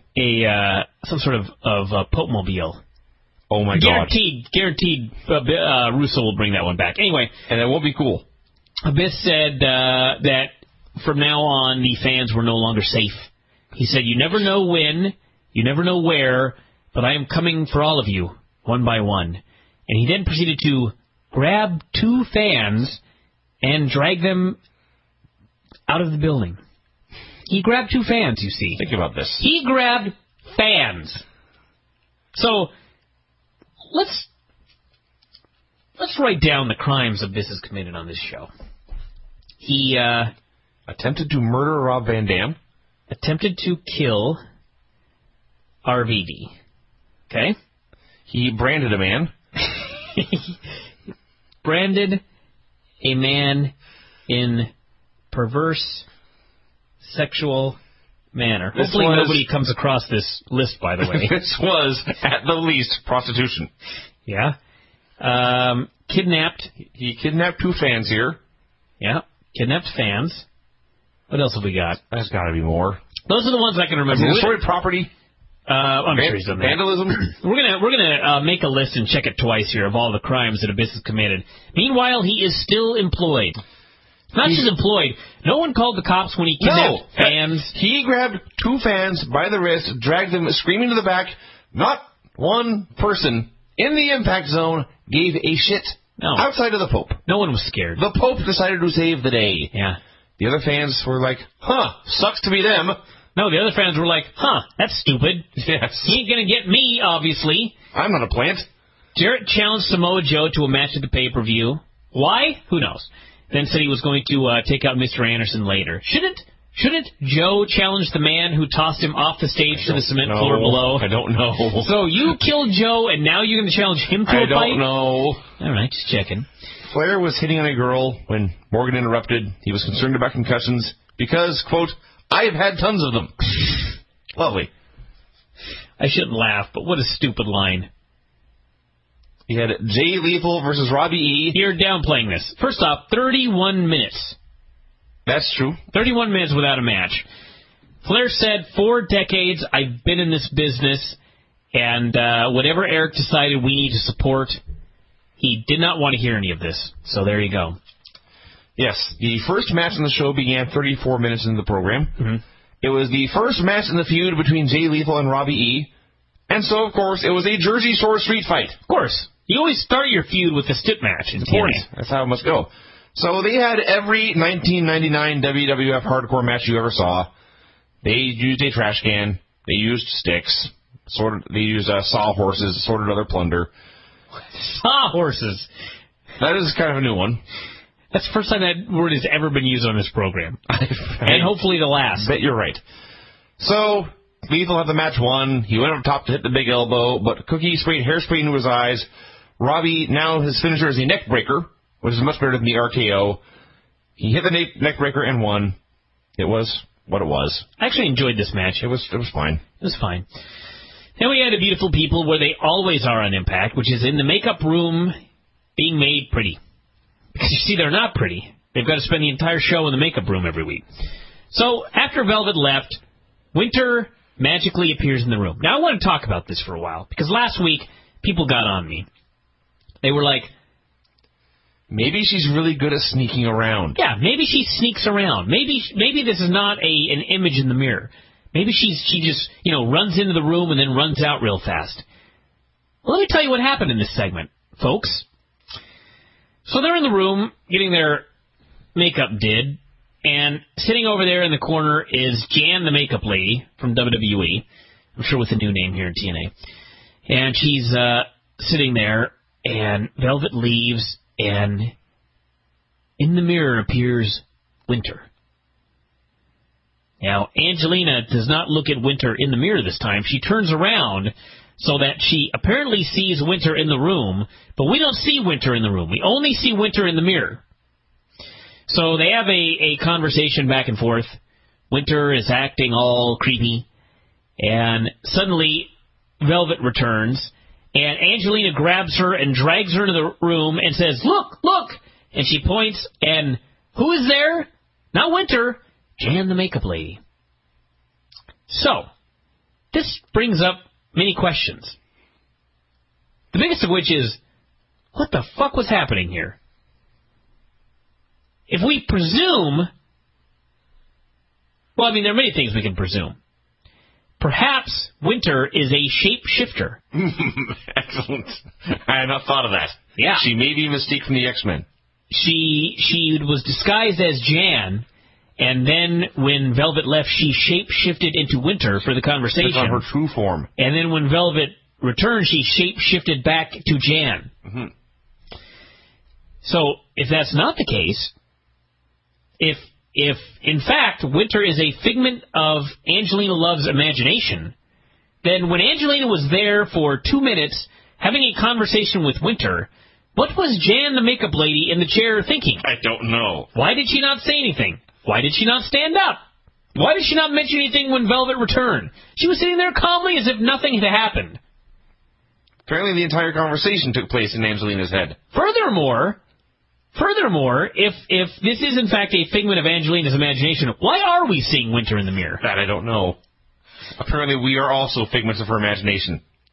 This is shit. We don't exist. This segment here, this angle is shit. There's also, this is down the list of things to complain about this segment, but Velvet was in there with Angelina. She went to leave, and she was leaving because she declared she needed to go call Chris. Yeah. Now, you recall in last week's... Was that Chris Sabin? That's my guess. In last week's dreamlike segment, Velvet was inexplicably hanging out with the machine guns. I believe somebody posted that Velvet Sky and Chris Sabin are, in fact, a couple. I did not fucking know that. So, I don't either. It's never been on Impact. But apparently we are just supposed to gather, because she was bothering them while he played football, that they're dating, and she had to go call him right now. I had no fucking idea that's what they're supposed to be doing here. Maybe I am jumping to conclusions. But she said she needed to go call Chris. And if it's not Chris Sabin, who the fuck is it? Maybe it's Chris Parks. It's Chris Abyss that she's calling. You know what's sad is I was trying to think of other Chris's it might be, and the first three names that came to my mind, all dead. I thought Chris Candido and Chris Clusteritis, actually. Yeah. So, yeah. I didn't think of the third one. Who was the third one? Benoit. Benoit. I didn't think. Yeah. Also dead. I did not think that Velvet was going to talk to Chris Benoit. Well, I will say that. I'm glad she is not. So then we had Tommy Dreamer saying that he's in the ring with all of his EV2 dorks, and he said, first off, this whole thing is so stupid, I can't even believe I'm saying it here. He said... It's true, isn't it? He said, Rob, you have not returned our calls, our emails, our texts, or our tweets. Yeah. Now, listen, everyone. I know, well, obviously everyone on this spends a lot of time at their computer and on the internet and online and stuff. And I know a lot of you may communicate via tweet with your friends. None of you are old wrestlers. That's not even the weirdest thing. To me, it's like, one day, Whitney, who is now my wife, she was on the islands doing something for school, and she said that she was going for a walk, and then incommunicado for like 3 hours, and it was dark, and she'd been walking alone on the beach, and so this was quite distressing for her. I recall this day. You remember this day? I do remember this day. This day sucked. This was actually the day after I was frantically calling her mother that I think her mother decided it's okay for these two to get married. He does, in fact, love this woman. But anyway, so it ended up that there was like the place she was staying in a trailer type deal on these people's property. It's a very long story. But anyway, they invited her in for dinner, and she hadn't brought in her phone. So that's why she was incommunicado for these 3 hours. But anyway, the point was, here I am thinking that she's been kidnapped. Okay? High on the list of things that I thought to do to communicate her, tweeting her was not one of them. Tommy Dreamer can't find Rob Van Dam, and so he's thinking, maybe if I send him a tweet, maybe I will contact him on Twitter. This was stupid. So it gets better. As you it gets pointed better. out, yes. So, yes, he cannot find this man. They've been trying frantically to find Rob Van Dam. He perhaps has been walking on the beach for 3 hours and disappeared. So they try to phone call him, no answer. They try to email him. He does not respond. They try to send him a text message on his phone. No response. Finally, they tweet. Nothing. So they come out here on Impact, and after all of these problems, Tommy Dreamer says, Rob Van Dam, will you please come out? At which point, he comes out. Yes. What? So they did not, in fact, need the latest technology. They did not need the internet. They did not need the airwaves. All they needed to do was go, hey, Rob! And he would come out. Not to mention the fact that you didn't find him backstage. You were there all fucking day. Where was Rob? He comes out. We have our usual Dreamer melodramatic promo. He says what happened last week with Sabu was an accident. RVD says, I don't know who I can trust anymore. At which point the fans go, how sad. Yeah, they were. This is the only reaction in this segment, by the way. They are dead silent throughout. So the gimmick here is that Rob is paranoid. So Raven steps up and says, you smoke too much weed. That's what he said. Which is funny. Yeah. Because that's a side effect, I've been told. And he then announced that Eric Bischoff is a genius like myself. Now that is something you want to take credit for. I am as much of a genius as Eric Bischoff. Smart as Eric Bischoff. Yeah. So Fortune finally interrupted. Ric Flair talked for a while. He booked Rob Van Dam and Raven as a team versus Kazarian and AJ Styles. This pissed off Doug Williams. Yeah, you're missing the key to this segment. That being that there are two factions, EV2 and Fortune. They are both, as of this segment, fighting with each other. Yes. So, yes, this pissed off Doug Williams for no discernible reason. They went to commercial, they came back, Fortune was backstage, bickering. Doug was not fitting in. They made fun of him for being English and assorted things, and he was mad because he wanted to wrestle. Yeah, so Flair said, okay, you can wrestle. And he took Cass out of the match and put Doug in. And everyone was happy. Yeah. So there you go. So then we got a match. Tara and Madison and Sarita against the Beautiful People and Mickie James. Fuck all you people. This was amateur hour. Oh my god, this is horrible. They had a spot where they got the heat on Mickie for a long time. And Mickie finally makes the hot tag to Angelina. Angelina gets in the ring and does about 2 moves, and then Mickie tags back in, and they get the heat on Mickie a second time. Who put this together? Wow. Then they try to do the spot where everybody does a move on everybody else, and finally, of course, the finish of the match is Sarita pinning Velvet.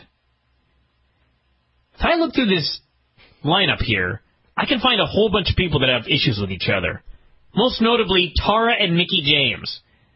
So, of course, the finish has to involve 2 people that have absolutely no issue with each other whatsoever. And are not in the top of the program. No. I mean, you could have had Mickie get a big win here just to get Mickie over. You could have had Tara get a big win here so for when she's fighting Mickie. No. Sarita pins Velvet, and nothing has changed. Amateur hour bullshit this was horrible. Meanwhile, on commentary, Mike Tenay noted that Lacey Von Erich was not involved. Why? Well, he explained, she is training Miss Tessmacher to wrestle. Yeah. There was a pause, and Taz said, Lacey? And Tenay said yes, and at that point, Taz laughed out loud. Yes. This show has some redeeming qualities. Yeah, Taz! Pope was looking for the kidnapped people. This was not a redeeming quality, any of this. He heard screams and ran off. So, by the way, it's been 30 minutes, still no security. So they go to the break, of course. What better time? They come back from the break, and I swear to God, they're in the bowels of the building. What did Granny say where she lived?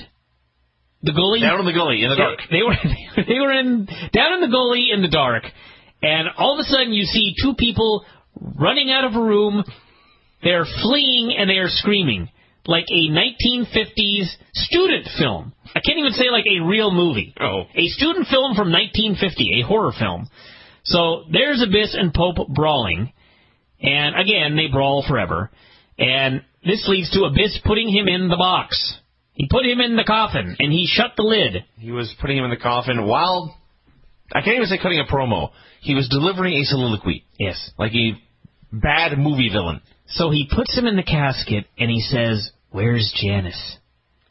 And he goes into the gully, and he grabs the nail-covered board, and of course, now he's going to open the lid and find the Pope inside and hit him repeatedly with this board covered with nails and kill him. Or not. He goes back there and he begins beating on the coffin with the board. The coffin, mind you. He doesn't open the lid. Pope is in the coffin, but he just hits the lid with the board, and then he just tips it over. Then they cut away, and we never see them again. Pope may still be in the coffin right now. On the floor of the impact zone, tipped over. I guess.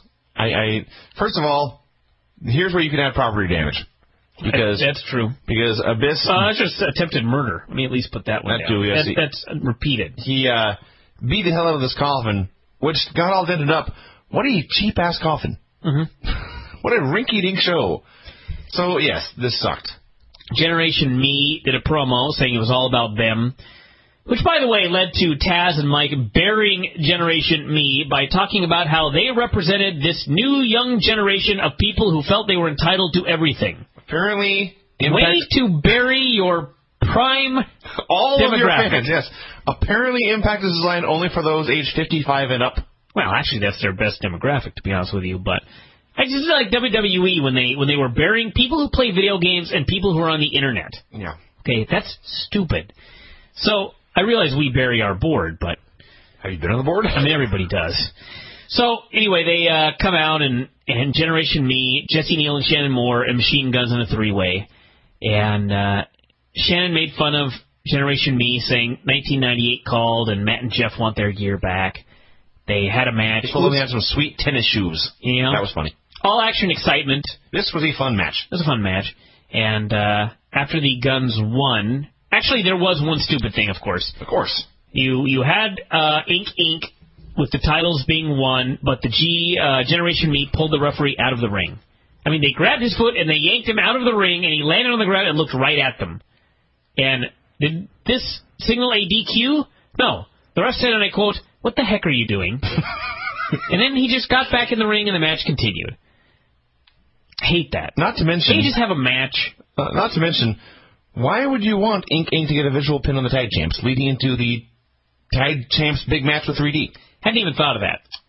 There's always something... To be honest, there's always another layer of stupidity in the show. It's like a big stupid onion. You peel back a layer and there's still more.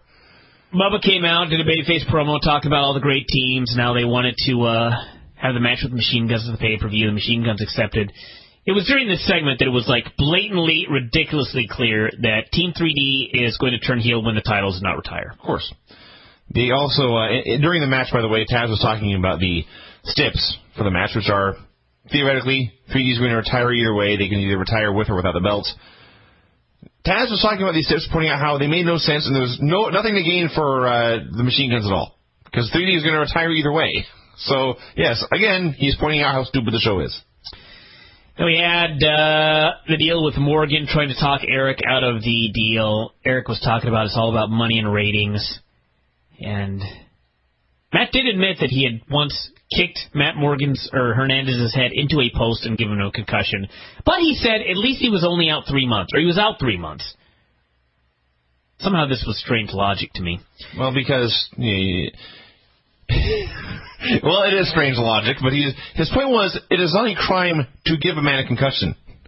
It is a crime to force a concussed man to wrestle before he is fully healed. Yes, of course. It makes a certain amount of sense. No, it doesn't. So Taz said he thought he understood Morgan's point, but he felt he was going too far, and Tenay was appalled, said, oh, do you think that Anderson should work? And Taz said, I never said that. Anyway, the point is, the announcers are building up a feud. I don't know where it's going to go or why, but they are. We had a Jeff Hardy promo which featured one of the lines of the year, and there were several on this show, when he said that Bischoff and Hogan convinced him that fan approval never made him any money. Indeed. There are few men in the last 5 years who have made more money than Jeff Hardy because he is a fan favorite. I can think of John Cena, and that may be it. That's the end of the list. Boy, did they sell this fucker a bill of goods. So then we had Raven and RVD against AJ and Doug Williams. RVD sold forever. Okay. First of all, remembering the finish here. Yes. Raven came out first. The heels jumped him. They were beating him up. RVD comes out. He's making his big entrance to the pyro. He is slowly walking in the ring as Raven is being double teamed. That's part of the story, so that's not necessarily stupid. But when he gets there, he makes a save, and Raven doesn't care. No. He's over it already. Yeah. So they do the match. They're wrestling. Ric Flair sneaks down to ringside. He attacks Raven. He hit him with the belt, I believe. He hit him with the Legends title. And he leaves Raven lying on the floor. In dead man's position. In dead man's position, bleeding from the head. Sprawled out, hands and legs splayed, dead on the ground. Right. So, they have the heat on Rob. He's beaten and beaten and beaten. He fights back. He goes to make the tag, and he sees Raven on the floor. And he says, and again, this is a quote, "What are you doing?" What the heck are you doing over there? What are you doing over there? That's what he said. Yes. What the heck are you doing over there? The announcers then claimed, well, he didn't see Ric Flair lay Raven out. What do you expect him to think? Apparently, in Rob's situation, we are supposed to assume that Raven has decided in the middle of this match to lay down on the arena floor and take a nap. I figured that Raven just thought that he'd passed out. Or perhaps he may have overdosed. Yeah. RVD thought he just passed out in the middle of the match. Regardless, there's no explanation other than to assume Raven had deliberately betrayed him. Yes, of course. So Rob was beaten To Rob, Raven decided he was going to just go lay down. He's going to go take a nap on the floor. Spread eagle. I'm going to leave you high and dry and render myself prone. I'm not going to walk to the back. No. Not going to turn on you. I'm going to go lay on the ground. I'm not going to take one of these nice comfy seats in this arena. No. I'm going to lay on the hard, cold concrete floor. Sure. So, Rob Van Dam... there's more. I am not going to walk to the back. I'm not going to betray you. I'm not going to take a seat in the front row. I'm going to go lay on the hard, cold cement floor in spread eagle position and cut my head open. Yes, I'm also going to bleed. Yeah. He must be betraying me here. So, the lesson of this match is Rob Van Dam is the dumbest man on earth. That's the story they told. And then Raven got pinned, or RVD got pinned. He was eventually double teamed and pinned. And they yelled at each other or something. There's a lot of yelling here. Raven just threw his hands up and walked away. What a moron, he said. We then got clips of the TNA stars on Family Feud. I don't know, this looks fun. Well, you're watching it, not me. All right. We had... Okay, this is the main event of the show, everyone. Jeff Jarrett versus Mr. Anderson in a chain match. Jarrett came out with a chain. Mr. Anderson's music played. Morgan came out instead in a shirt that was somehow way, way too big for him. I don't know where he found that. And then Impact ended. Yeah, that's right. So for all of you in Australia and England, I'm sorry you didn't see the end of the show, but I thought it'd be really cool to have it stretch into Impact or to reaction again. Impact stopped being on TV. Yeah. They do this every week, Vince. Why does this surprise you this time? It was so perfect here. Even if everything had gone according to plan, it still would have ended with Anderson with his arm in a sling and his head concussed, stumbling down the ramp as the show ended. Mm-hmm. So we're back in 1988. Vinny, are you forgetting last week they went off the air right before the main event started? It never fails to baffle me. So anyway, then they did the whole deal, and Matt Morgan got beat clean as a sheet. There was also a point where he made his promo about how concussions are dangerous. We know more now. He made all his reasonable, salient points. and he got a mixed reaction that was about 2/3 booze. Fans did not want to hear... These are pro-brain trauma fans. Yeah. So anyway, a bad television show. Don't watch this. This was bad professional wrestling, everyone. It was better than last week. I had at least that type of match. Can I send out my plea again? Everybody, expect more. Demand more. You do not have to lower your standards. You don't have to lower your standards. You just don't. Wrestling does not have to suck. No. It really doesn't.